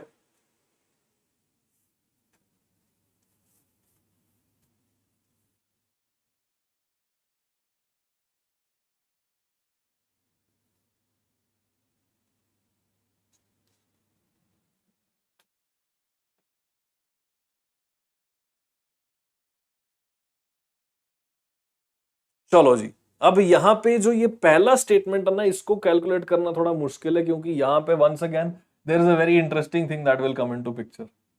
ये यहां तक कैसे पहुंचना है वो थोड़ा इंटरेस्टिंग है। बाकी 3 स्टेटमेंट्स आप आराम से कर सकते हो, ये नहीं भी करो तो ये आराम से कर सकते हो, ठीक है। तो ये कर लेते हैं पहले, फिर इस पे आएंगे। तो यहां बोला है the cell reaction platinum H2 जो भी है, आप देख रहे हो यहां पे बेसिकली 2 स्टैंडर्ड हाइड्रोजन इलेक्ट्रोड्स का रिएक्शन हो रहा है। Essentially both the beakers over here in the cell are 2 standard hydrogen electrodes, है ना। ये आपका जो कैथोड एनोड है, जो भी होता है आपका सेल, यहां पे भी स्टैंडर्ड हाइड्रोजन इलेक्ट्रोड है, यहां पे भी स्टैंडर्ड हाइड्रोजन इलेक्ट्रोड है। तो ऐसा सेल कब चलता है? When does this cell work? This cell works when concentrations are different, है ना। ये आपने इलेक्ट्रोकेमिस्ट्री में पढ़ा होगा, this is known as a concentration cell, है ना। तो कॉन्सेंट्रेशन सेल में होता क्या, नर्न्स इक्वेशन के अकॉर्डिंग आपका जो रिएक्शन कोशेंट होता है उसमें डिफरेंस होता है, एंड उसकी वजह से प्रोसेस बढ़ जाता है आगे या पीछे, है ना। ठीक, तो यहां बोला कि ये कोई तो सेल है। अब इसमें बोल दिया it is an entropy driven process. इसका क्या मतलब है भाई? कोई भी प्रोसेस अगर हो रहा है तो क्यों हो रहा है? कोई भी प्रोसेस हो रहा है इसलिए हो रहा है क्योंकि वो यूनिवर्स की एंट्रोपी इंक्रीज कर रहा है। कोई भी प्रोसेस अगर हो रहा है इसलिए हो रहा है क्योंकि डेल्टा जी जो है वो घट रही है, which is basically equal to the increase in entropy of the universe. तो ये प्रोसेस क्यों हो रहा है भाई? ये प्रोसेस इसीलिए हो रहा है क्योंकि मेरा delta G of the process will be negative. Delta G of the process negative का मतलब क्या होता है कि यूनिवर्स की एंट्रोपी बढ़ रही है।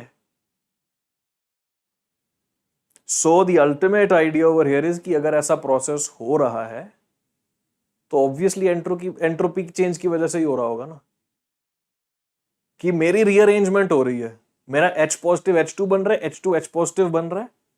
तो इनकी रीअरेंजमेंट क्यों हो रही है? Because the universe wants the entropy of the system to increase, I mean of the universe to increase. So obviously it is driven by entropy. JK08 gamer, मेरे दोस्त टाइटल पढ़ना एक बार यार क्लास का।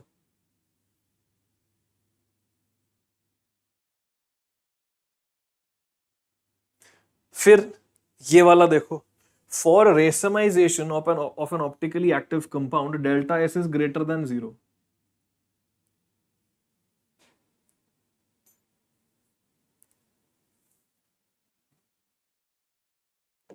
रेसमाइजेशन कब होती है? आप सोचो जैसे आपका अल्फा ग्लूकोज है आपके पास, मान लो, वो भी नॉट एग्जैक्टली रेसमाइजेशन, बट आपका होता क्या है, if you take pure alpha glucose, after some time होगा क्या, after some time you will have alpha glucose and beta glucose. ये अपने आप होता है ना, this happens on its own, happens spontaneously.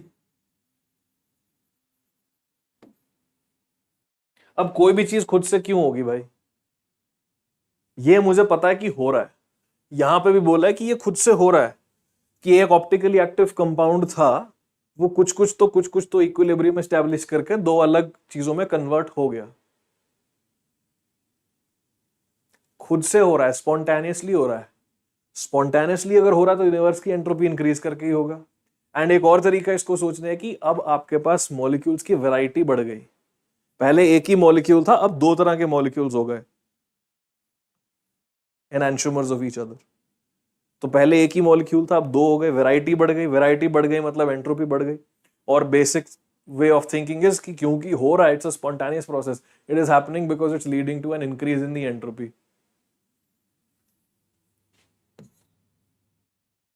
Correct, entropy increases, variety बढ़ रही है आपकी चीजों की। थर्ड स्टेप बोल रहा है कि delta S is greater than 0 for NiH2O 6 2 positive 3En to NiEn3 6H2O। ये तो ऑब्वियस ही बात है ना, यहां पे आपके पास 1 2 3 4 मॉलिक्यूल्स हैं, 4 पार्टिकल्स हैं, अब कितने बन गए, 7 particles. You go from 4 particles to 7 particles, number of particles are increasing, तो obviously randomness of the system बढ़ जाएगा। तो this statement is also correct. तो बी, सी और डी तो करेक्ट है, इतना आप कर सकते हो। ये पहले वाले स्टेटमेंट को देखते हैं, ठीक है। Let's look at the very first statement. तो उस स्टेटमेंट तक पहुंचने के लिए थोड़ी सी एक नई डेरिवेशन आपको करवानी पड़ेगी मुझे, ज्यादा बड़ी नहीं है, थोड़ा सा डेरिवेशन है, कर लेते हैं। सेकंड, कौन सा क्वेश्चन चल रहा है अपना, question number 8। Okay, just give me a moment. तो जनता, अभी थोड़ी देर पहले अपन ने डराइव किया था that delta G is equal to V d P minus S D T, ये था हमारे पास। भव्य, हाँ, every reaction is actually entropy driven, सही कह रहे हो।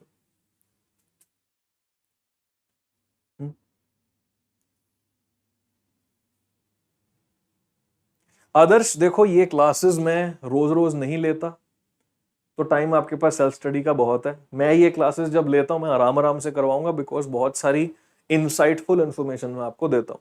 अगर आपको सिर्फ क्वेश्चन सॉल्व करने तो मेरी जरूरत नहीं, जाके सोल्यूशन देख सकते हो, है ना, इन क्वेश्चंस के मिल जाएंगे ऑनलाइन आपको, जे एडवांस के प्रीवियस ईयर क्वेश्चन है, ठीक है। तो मैं थोड़ा आराम आराम से ही करूंगा आपके लिए, तो इसीलिए थोड़ा टेंशन मत लो स्पीड की। अगर बाद में देखने हो मेरे 2x स्पीड पे करके तो बाद में देख सकते हो, ठीक है, डोंट वरी। मनीष बोल रहा है please start a series for J 2025। करेंगे दोस्त, अभी आप अगर चाहो तो वो मंथन बैच में एनरोल कर सकते हो, 2025 वाला जो बैच है। चलो, अब इसमें मैं क्या मॉडिफिकेशन करूं भाई, मुझे रिलेशनशिप चाहिए ई सेल और एंट्रोपी के बीच में, मुझे ये पता है।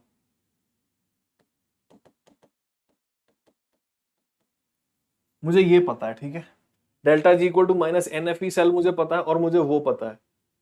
अब कहीं से दिख रहा है आपको कि एंट्रोपी का इसके साथ मैं रिलेशनशिप कैसे बिठा सकता हूं, सोच के देखो। ये रिएक्शन हो रहा है कोई तो, हाँ, आपने एंट्रोपी की डेफिनेशन में पढ़ा होगा, सॉरी एंट्रोपी नहीं, डेल्टा जी और डेल्टा एच वगैरह की डेफिनेशन में पढ़ा होगा कि कोई भी अगर इस तरह का रिएक्शन हो रहा है वो एटमॉस्फेरिक प्रेशर के अंडर होता है। सेल का जो भी रिएक्शन है उसको हम एक बॉक्स में कवर तो करते नहीं है, एटमॉस्फेरिक प्रेशर से इक्विलिब्रियम में रहता है वो जो सेल है आपका, है ना, एक्वस सेल्स जो होते हैं, सॉल्ट ब्रिज होता है बीच में, व्हाटएवर। तो यहाँ पे ये जो भी प्रोसेस हो रही है, मैं मान के चल सकता हूं यहाँ पे that my delta P is equal to 0 atmospheric pressure. तो इन दैट पर्टिकुलर केस जो VDP है वो गायब हो जाएगा यहां से, and I will have delta G is equal to, delta G की जगह डी जी लिख दो इसको, D G is equal to S D T. ठीक है, अब इस फॉर्म को इससे कंपेयर करने की कोशिश करते हैं थोड़ा सा।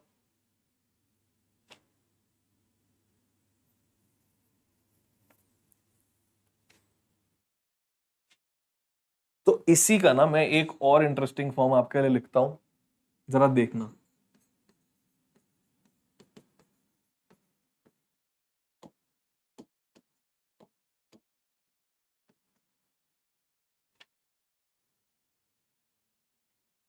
जरा ये देखो, हाँ माइनस साइन है,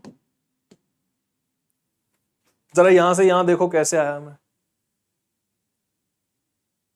समझ रहे हो बात को? बेसिकली मैंने यहां से यहां कैसे पहुंचा हूं मैं बेसिकली आपका ऐसे पहुंचा हूं, D G of let's say X is equal to minus S of X into D T, और डी टी में क्या आएगा आपके पास, डी टी बेसिकली आपका just a small temperature interval है ना, और यही सेम इक्वेशन में D G at let's say Y में लिख सकता हूं equal to minus S of Y into D T, और फिर मैंने दोनों को सब्ट्रैक्ट किया, तो दोनों को सब्ट्रैक्ट करके मैं यहां पे आ गया, G X minus G Y आपका डेल्टा जी आ जाएगा, दोनों का differential is equal to delta S into D T.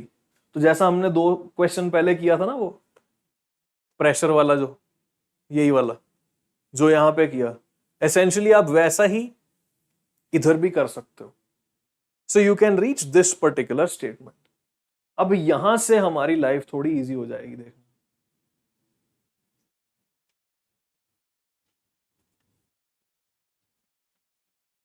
तो मैं यही रेज कर रहा हूं, I just want to give you that hint कि ये कैसे लिखा अपन ने। अच्छा, तो यहां पे अब करो d of delta G by D T is equal to minus delta S. अब यहां पे डेल्टा जी में ये घुसा दो, ठीक है, so I can write minus D N F E upon D T is equal to minus delta S. यहां से माइनस और माइनस साइन कैंसिल हो गया, मैं हटा देता हूं माइनस साइन आपका, minus minus cancel. Now look at this, delta S is equal to D N F E by D T. N F तो एक कांस्टेंट वैल्यू है ना, ठीक है, तो एन एफ का वैल्यू हम यहां से बाहर निकाल लेते हैं इंटू एन एफ, चलेगा ये? ठीक है, चलेगा। अच्छा यहां देखो क्या दे रखा है, दिस इज गिवन, ठीक है, ये हमारे पास क्या है, this is a given statement. पहुंचते हैं, डीई बाई डी टी निकालते हैं पहले, इस एनएफ को दूसरी साइड ले जाओ, चलो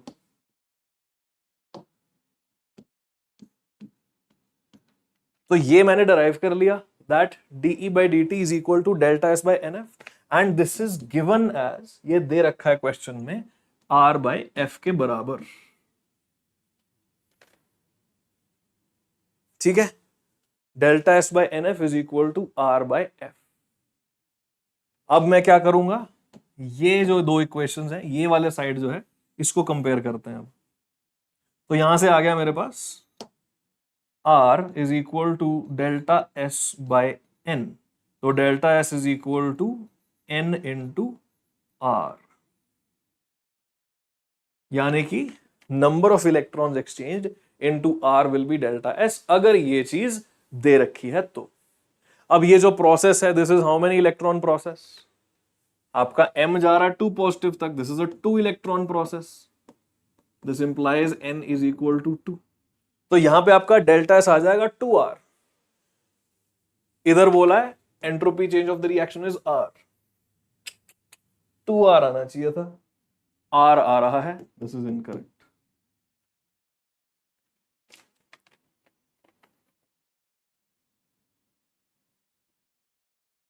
कुणाल भाई क्या कर रहे हो यार?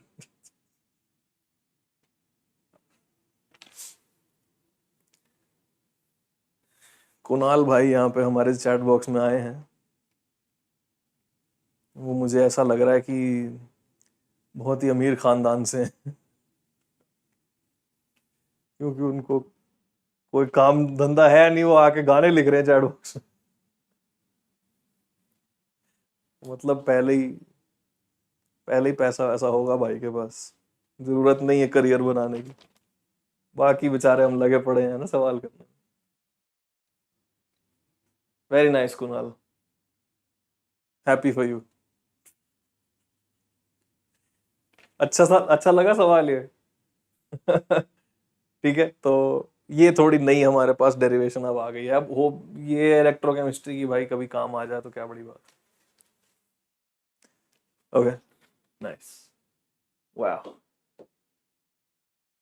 This one my dear friends, do it yourself. ठीक है, 2023 का क्वेश्चन है।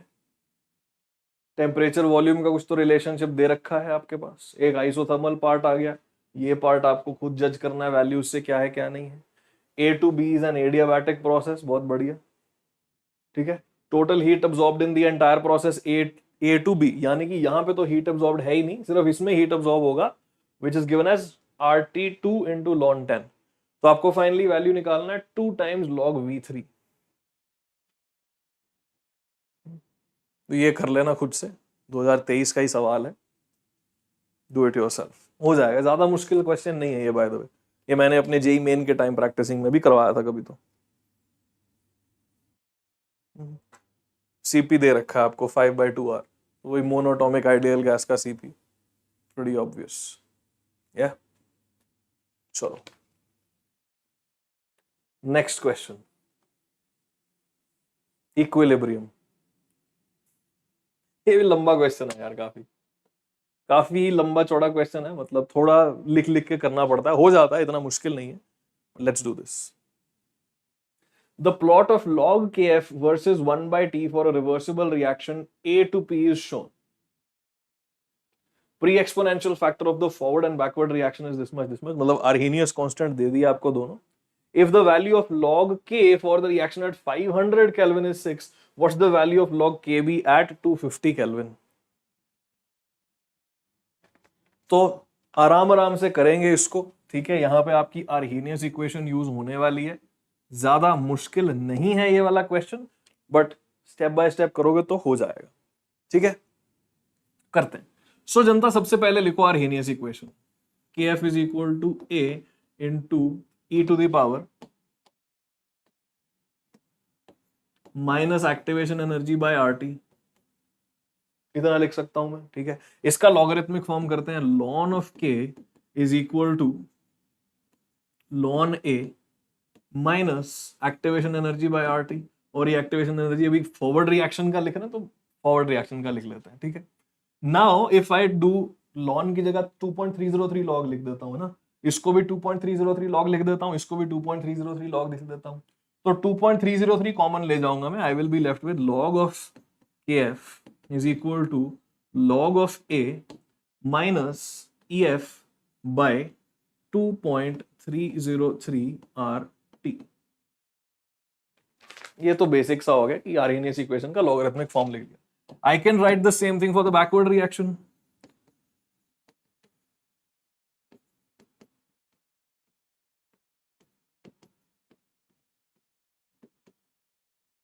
अब आप क्या करो, इन दोनों को डिवाइड कर दो डिवाइड, सॉरी डिवाइड मत करो, इन दोनों को सब्ट्रैक्ट कर दो। ठीक है, सो दिस इज इक्वेशन 1 या इक्वेशन A बोल लो इसको बोल लो इक्वेशन B। आप अब कर दीजिए A minus B, A minus B कर दो। तो जैसे ही A माइनस B करोगे क्या बन जाएगा आपके पास, A माइनस B करने से you will have, next page पे करूं इसको मैं, ये वाले पेज से आगे कंटिन्यू कर रहा हूं मैं, नेक्स्ट पेज पे you will have log of KF, और ब्लू वाले पार्ट्स में लिखता हूं अभी, यहाँ पे आ जाएगा log ऑफ A फॉरवर्ड, और यहाँ पे आ जाएगा minus E forward bye 2.303 RT। Similarly इधर आ गया माइनस log ऑफ KB, और इधर आ गया minus log of A backward, और यहाँ पे आ जाएगा plus AB by 2.303 RT। Essentially मैंने क्या किया, इन दोनों चीजों को सब्ट्रैक्ट कर लिया है, तो ये आ गया मेरे पास, राइट, वेरी नाइस। ओके, बहुत बढ़िया। तो F is for the forward reaction, B is for the backward reaction. एक ही इक्विलिब्रियम रिएक्शन है, उसको फॉरवर्ड और बैकवर्ड दो में तोड़ दिया है। तो आर्हेनियस इक्वेशन तो फॉरवर्ड रिएक्शन के लिए लिख सकते हैं, बैकवर्ड रिएक्शन के लिए भी लिख सकते हैं। ठीक है, ये कर दिया हमने। फ्लेमिंग रेंजर B minus A is not better because हमें KF बाई KB चाहिए ना। KF by KB is your equilibrium constant. ठीक है, तो इस चीज को मैं कैसे लिख सकता हूं? This is basically log of KF by KB। KF by KB क्या होता है? इक्विलिब्रियम कांस्टेंट, है ना। और log ऑफ इक्विलिब्रियम कांस्टेंट हमें एक सर्टेन वैल्यू पे दे रखा है। If the value of log K for the reaction is 500 Kelvin, at 500 Kelvin is 6. ठीक है, ये क्या है? ये आपका है equilibrium constant. KF by KB is your equilibrium constant, वो दे रखा है हमें 6 at 500 Kelvin। ठीक है, तो इसको लिख देते हैं at 500 Kelvin। ये वैल्यू दे रखी है 6। log A कितना है? log AF is 15। log AB कितना है? 11। ठीक है, अब मुझे EF और EB नहीं पता, तो वैसे का वैसे लिख देते हैं। Minus EF by 2.303 R into 500 plus EB by 2.303 R at 500। यहां तक पहुंच गए अपन, यहां तक पहुंच गए अपन। बहुत सही है, बहुत सिंपल है। यस और नो? इसको थोड़ा और सिंप्लीफाई कर लेंगे, ठीक है, बट यहां तक पहुंच जाओ एक बारी। अब जनता, द थिंग इज, मुझे ना क्या चीज नहीं दे रखी, लेट अस सी। मेरे को कैलकुलेट क्या करना है? अल्टीमेटली मुझे कैलकुलेट करना है log of KB at 250 kelvin.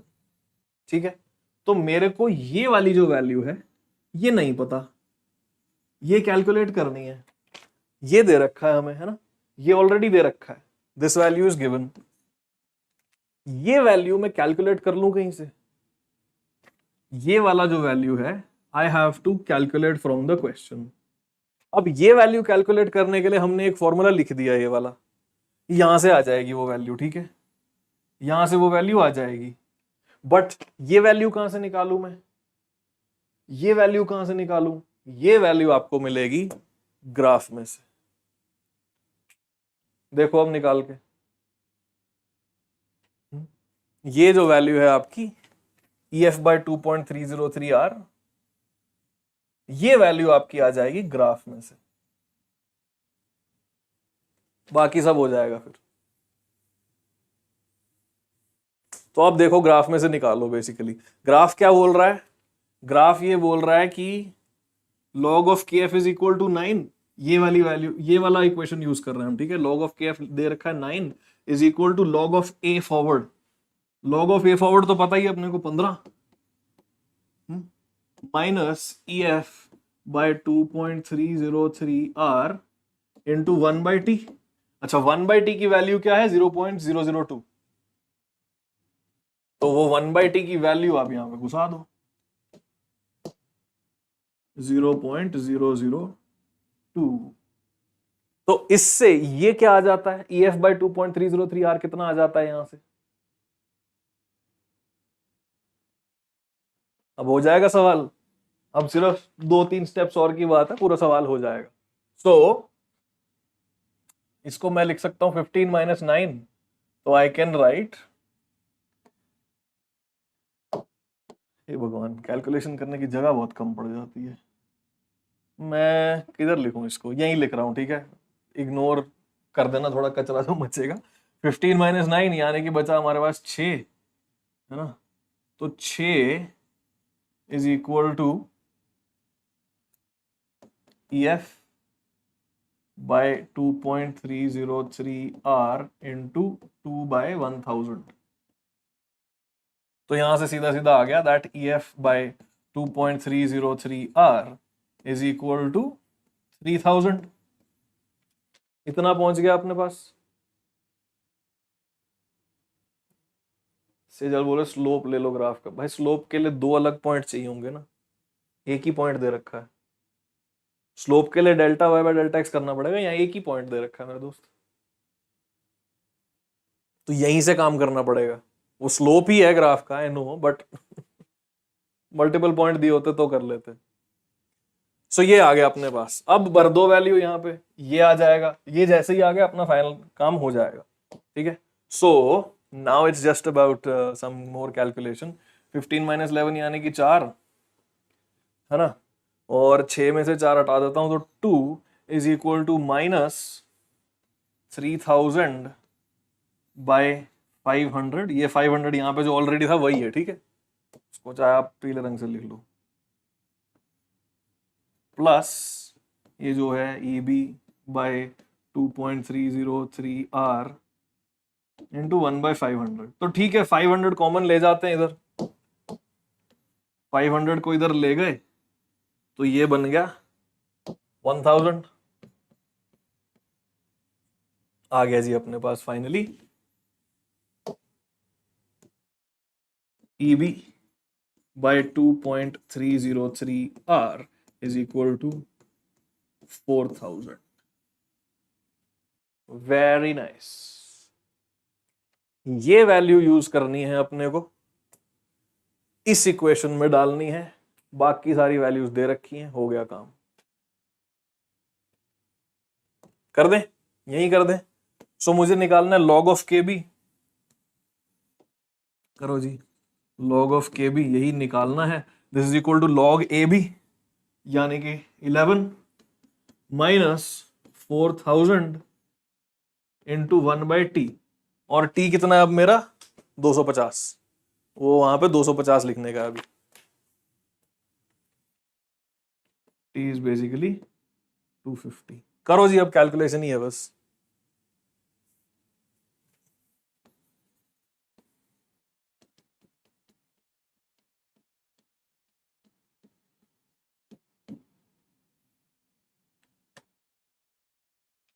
हो गया, -5 आ गया आंसर।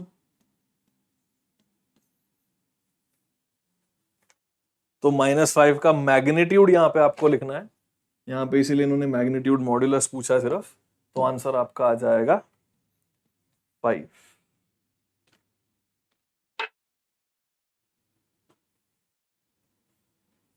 ठीक है जी, बहुत बढ़िया।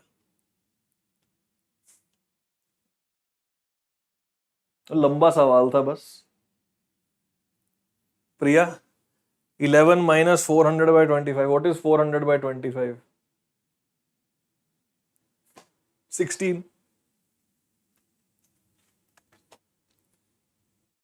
चलो आगे बढ़ो अब।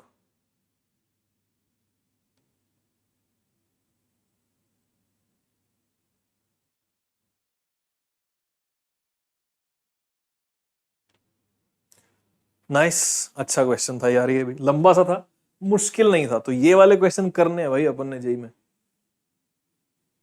ये नंबर लेके आएंगे आपके पास। चलो नेक्स्ट क्वेश्चन। अब ये क्वेश्चन ना एक्चुअली बहुत इजी है। This question is super easy but देखने में मुश्किल लगता है। ये वाला करो, this question is super easy but देखने में मुश्किल लगता है। तो ये बोल रहा है when 100 ml of 1 molar HCl was mixed with 100 ml of 1 molar NaOH in an insulated beaker at constant pressure, the temperature increase of 5.7 degrees Celsius was measured for the beaker and its contents, because the enthalpy of neutralized strong acid with strong base is whatever। ठीक है, पहले ना इतनी statement को समझ लेते हैं, क्या इसका रीजन क्या है। ठीक है, इसके पीछे की पूरी मैथमेटिक्स समझ लेते हैं। बेसिकली मैंने क्या किया, 1 मोलर 100 ml HCl यानी कि 1 मोलर 100 ml HCl मैं बोल सकता हूं 0.1 मोल स्ट्रॉन्ग एसिड प्लस 0.1 मोल स्ट्रॉन्ग बेस। इससे क्या बनेगा मेरे पास, इससे मेरे पास बन जाएगा 0.1 मोल ऑफ H2O, है ना जी। बेसिकली यही बनेगा, प्लस 0.1 मोल ऑफ सॉल्ट। तो कहने का मतलब यह है कि जब 0.1 मोल ऑफ H2O बन रहा है, जब 0.1 मोल ऑफ H2O बन रहा है, इससे क्या होगा? इससे होगा ये कि heat is released, heat release हो रही है यहां से। ठीक है, अब कितनी हीट रिलीज हो रही है वो समझते हैं। हमें पता है कि पर मोल के लिए 57 किलो जूल रिलीज होता है। ये वाटर का बेसिक रिएक्शन है, आपको याद होगा कि जब एक मोल वाटर बनता है H पॉजिटिव OH नेगेटिव से, तो 57 किलो जूल पर मोल एनर्जी रिलीज होती है। समझ रहे हो? एक मोल पानी अगर बनेगा H पॉजिटिव और OH नेगेटिव के कंबाइन करने से, तो इतनी एनर्जी रिलीज होगी। ठीक है, तो अगर मेरा 0.1 मोल H2O बन रहा है, एनर्जी कितनी रिलीज हुई? ये है 5700 जूल्स, एक जीरो कम हो जाएगा, दिस इज 5700 जूल। ये समझ रहे हो आप? एक मोल पानी 5700 जूल रिलीज करता है, तो 0.1 मोल पानी अगर बन रहा है तो कितना रिलीज करेगा? 5700 जूल। अब ये जो 5700 जूल है, ये कहां जा रहा है? ये सारा का सारा मुझे हीट की तरह मिल रहा है, और वो हीट कहां जा रही है? वो हीट इस बीकर का टेम्परेचर बढ़ा रही है।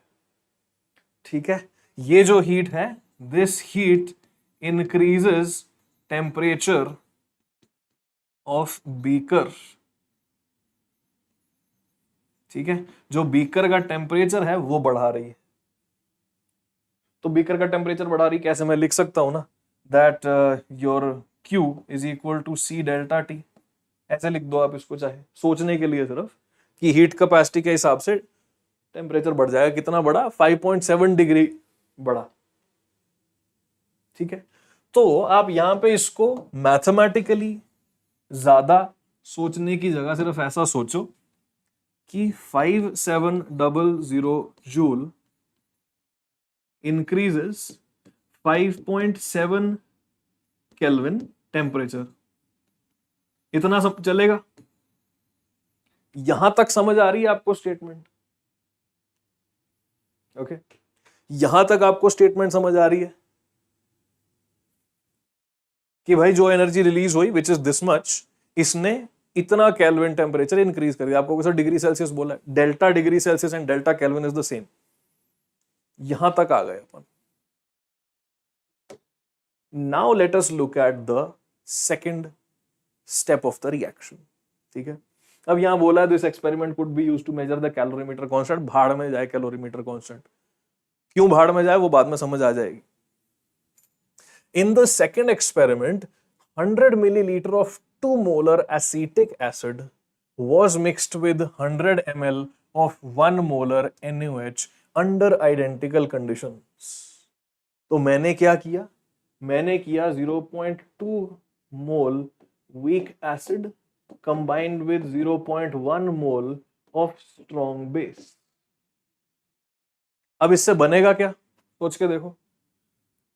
This is my limiting reagent, ये एक्सेस रिएजेंट है, ये लिमिटिंग रिएजेंट है। लिमिटिंग रिएजेंट के हिसाब से प्रोडक्ट बनेगा। प्रोडक्ट कितना बना? 0.1 मोल वाटर बन गया, फिर से प्लस जो भी है वो भाड़ में जाए, जो भी बनेगा आपका, जो इसका बच जाएगा, एसिड बच जाएगा, थोड़ा सॉल्ट बन जाएगा, जो भी होगा भाड़ में जाए। अल्टीमेटली अपने पास फिर से 0.1 मोल H2O बन रहा है कि नहीं? 0.1 मोल H2O बन रहा है। अच्छा, अब आगे का लॉजिक समझते हैं। इससे मुझे पता है दिस गिव्स 5700 जूल एनर्जी। ये तो मुझे पता ही है कि ये निकलनी है। बट सेकंड केस में क्या हुआ? टेम्परेचर बढ़ा सिर्फ 5.6 डिग्री सेल्सियस, सिर्फ 5.6 डिग्री सेल्सियस टेम्परेचर बढ़ा है। तो अब मैं एक स्टेटमेंट लिखूंगा, आप कहोगे हाँ यार ये तो बड़ा ऑब्वियस है। Out of this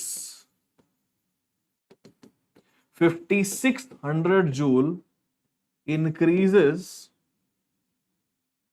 temperature of the beaker। Yes और नो, कि इसमें से 5600 जूल जो है टेम्परेचर बढ़ा रही है बीकर का। 5700 यूज करो तो 5.7 का इंक्रीज है, तो अगर 5.6 का इंक्रीज है तो कितना हीट यूज हो रहा होगा? 5600। डायरेक्टली प्रोपोर्शनल है ना यहां पे। तो अगर 5600 जूल मेरे पास एनर्जी यूज होगी तो 5.6 केल्विन उसका टेम्परेचर इंक्रीज होगा। तो ये हमें दे रखा है। तो जो बाकी बची एनर्जी वो कहां गई?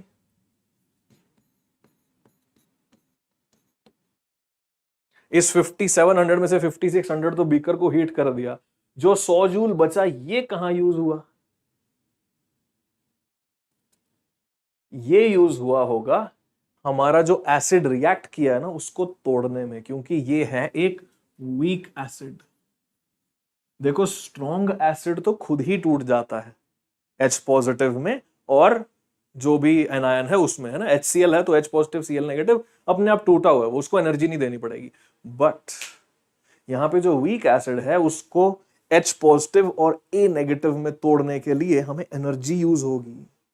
वो एनर्जी कौन सी है? ये कितना एसिड यूज हुआ है मेरा? 0.1 मोल। 0.1 मोल तो बच गया ना, क्योंकि वो लिमिटिंग, वो एक्सेस रिएजेंट है। तो 0.1 मोल एसिड जो बच गया भाड़ में जाए।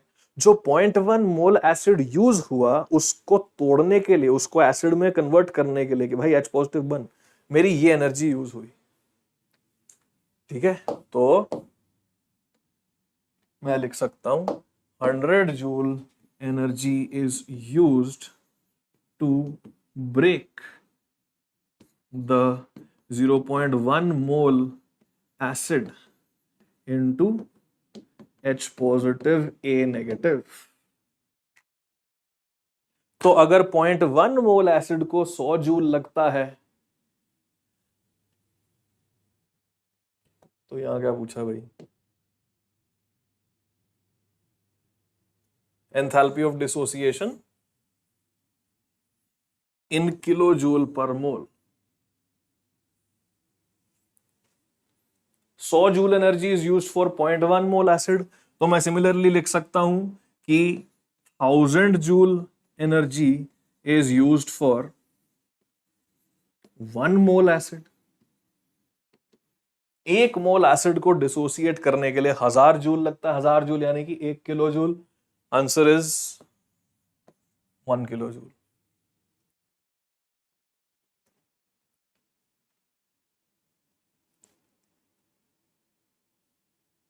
समझे? सेजल मैं क्लियर कर दूंगा आपको, डोंट वरी, ठीक है।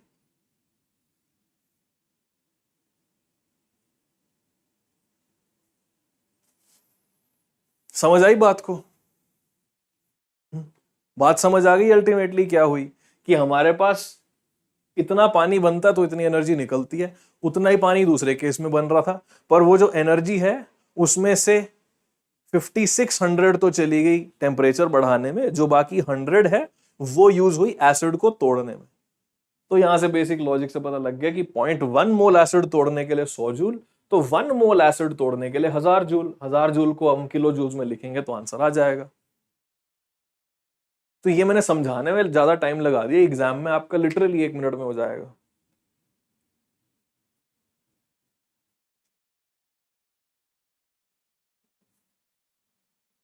ठीक है,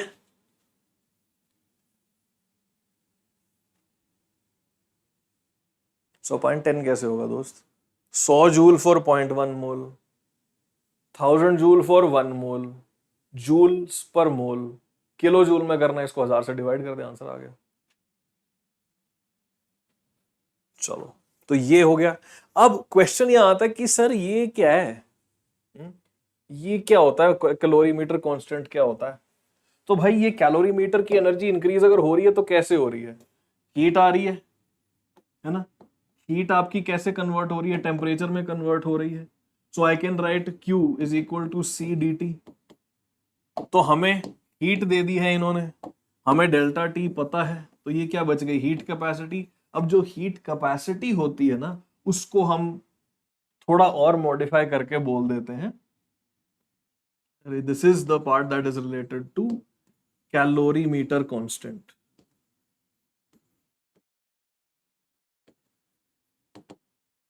एसेंशियली मोटा मोटा समझा जाए तो calorimeter constant is a measurement of the heat capacity of the calorimeter.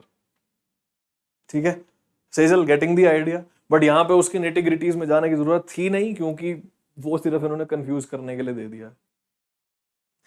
Vaishnavi बढ़िया भाई, 84.8%। Your eligibility criteria is done right, तो गुड इनफ, बढ़िया। अब इसी स्टेटमेंट का नेक्स्ट क्वेश्चन है ये, सेम वही स्टेटमेंट आपको दे दी दोबारा से, और पूछ लिया कि after the experiment 2 what is the pH of the solution. After experiment 2 what is the pH of the solution. तो पीएच निकालना तो आसान है ना, पहला पार्ट हमने कर लिया, हीट वीट का हो गया। अब पीएच निकालने बड़ा ही सिंपल है। बेसिकली हम क्या कर रहे हैं, 100 ml of 0.2 molar acetic acid, और साथ में डाल दिया 100 ml of 0.1 मोलर, सॉरी 0.2 क्यों लिख रहा हूं मैं, पहले 2 मोलर है और फिर 1 molar NaOH solution.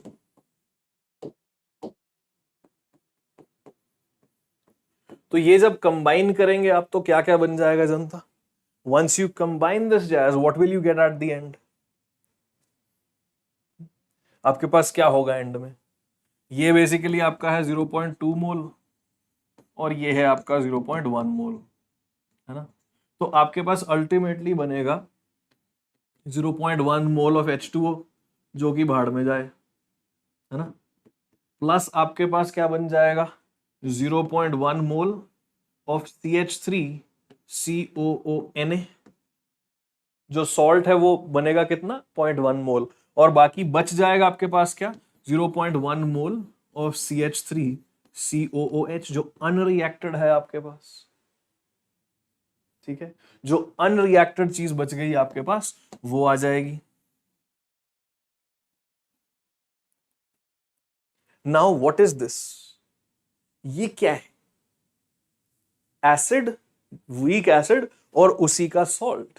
Weak acid और उसका सॉल्ट जब मिलते हैं तो हम इसको क्या बोलते हैं, this is a buffer solution right, this is a buffer solution. Buffer solution की पीएच का फॉर्मूला तो हमें याद ही है, द हेंडरसन हैसलबॉक इक्वेशन, है ना। तो बफर सॉल्यूशन की पीएच क्या होती है, pKa plus log of concentration of salt divided by the concentration of the acid. ये इक्वेशन तो याद होनी चाहिए भाई अपने को। PH of an of this type of a buffer, acidic buffer बोलते हैं जिसको, is equal to pKa plus log salt upon acid. Basic buffer में क्या होगा, POH is equal to pKb plus log salt upon base.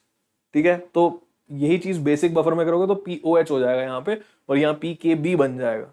ठीक, तो pH कैसे निकालेंगे, pK प्लस लॉग ऑफ, आप देख रहे हो कॉन्सेंट्रेशन सेम है, ये भी 0.1 मोल इन 200 ml है, ये भी 0.1 मोल इन 200 ml है। लॉग ऑफ 1, लो जी हो गया, ये तो चीज हो गई आपकी 0। pH is equal to pKa, Ka कितना दे रखा है 2 इंटू 10⁻⁵, तो pH is equal to minus log to the base 10 of 2 into 10⁻⁵। Log टूट जाएगा, यहां से बच जाएगा आपके पास 5, तो ये आ जाएगा आपके पास 5 माइनस log 2। तो जो भी आंसर है 5 से थोड़ा सा छोटा होगा, लो आ गया आंसर। ठीक है, अक्षर बोल रहे बोर्ड में 98 है, मजा आया भाई, very nice, good job, done. Calculate करने की भी जरूरत नहीं पड़ी, 5 माइनस log 2, हाँ 5 से थोड़ा सा छोटा होगा आंसर, हो गया। आयनिक इक्विलिब्रियम में इस तरह के क्वेश्चंस भी आते हैं आसान वाले, कुछ कुछ मुश्किल क्वेश्चंस भी आते हैं, तो आयनिक इक्विलिब्रियम थोड़ा चूज करके करना।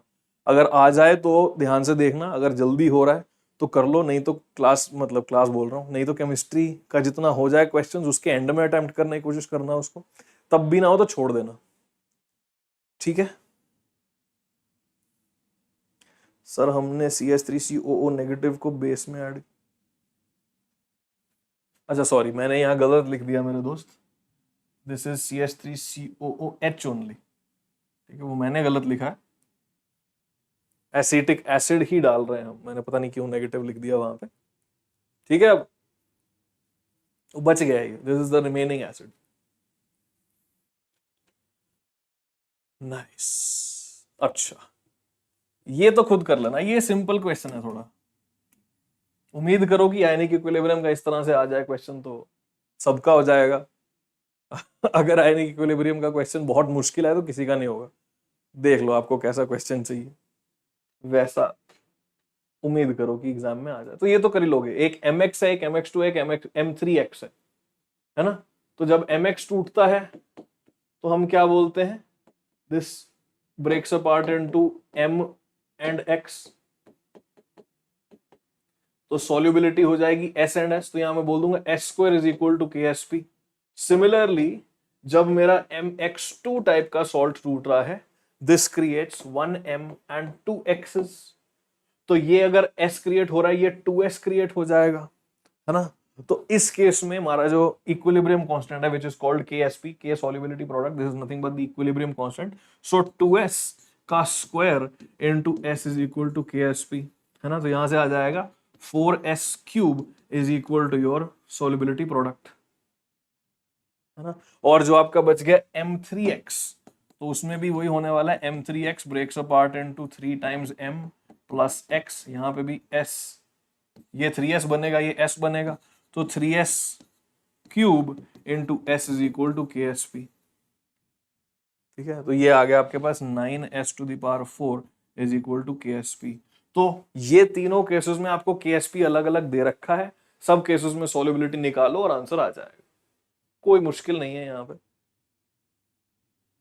तो इसको इक्वल टू कर दो s² के, s आ जाएगी, इसको इक्वल टू कर दो 4s³ के, इसको इक्वल टू कर दो 9s⁴ के,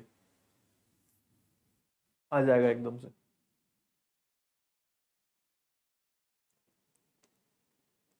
सॉरी मैंने गलत कर दिया यहां पे एक चीज, गलतियां बहुत करता हूं, अब ठीक, 27s⁴, ठीक है, कर लेना अब। कोई बच्चा अपनी कॉलेज की शुरुआत एक अच्छे कोडिंग से साथ करना चाहता है, कि कोडिंग का एक्सपोजर लेके जाना चाहता है, आप लोगों के लिए एक बड़ा अमेजिंग कोर्स प्लान किया है। खुद IIT दिल्ली के और IIT के पास आउट, IIT से बीटेक करने वाले है ना हमारे एक मित्र हैं, जो जल्दी ही आपके सामने हम आपको दिखाएंगे भी, और आपके लिए ऐसा कोर्स की प्लानिंग हम कर चुके हैं। तो जैसे ही JEE एडवांस आपका खत्म होगा, आपको इसके रिगार्डिंग हमारी टीम कॉल भी करेगी। डिस्क्रिप्शन में दिए हुए फॉर्म को जरूर फिल करें, आप QR कोड से स्कैन करके भी फॉर्म को फिल कर सकते हैं। और मैं बार बार ये बात बोलता हूं, बदलते वक्त के साथ बदलिए। मेरा ऐसा अनुमान है, आने वाले जमाने के अंदर बेटा बहुत सारे जो पुराने कॉलेजेस हैं उनका स्ट्रक्चर ही बदल जाएगा। जिस आदमी के अंदर स्किल होगी वही आगे सक्सेसफुल होगा।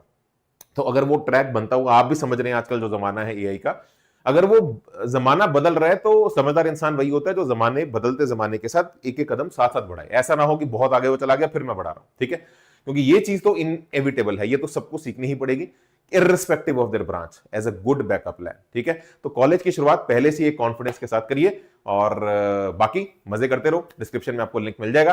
एंड बल्ले बल्ले मिलते हैं आपको अगली वीडियो के अंदर। Stay subscribe on the channel. कोई और अगर आपकी रिक्वायरमेंट है मुझे जरूर वीडियो के कमेंट्स में बताइएगा। बहुत बहुत धन्यवाद, थैंक यू सो मच।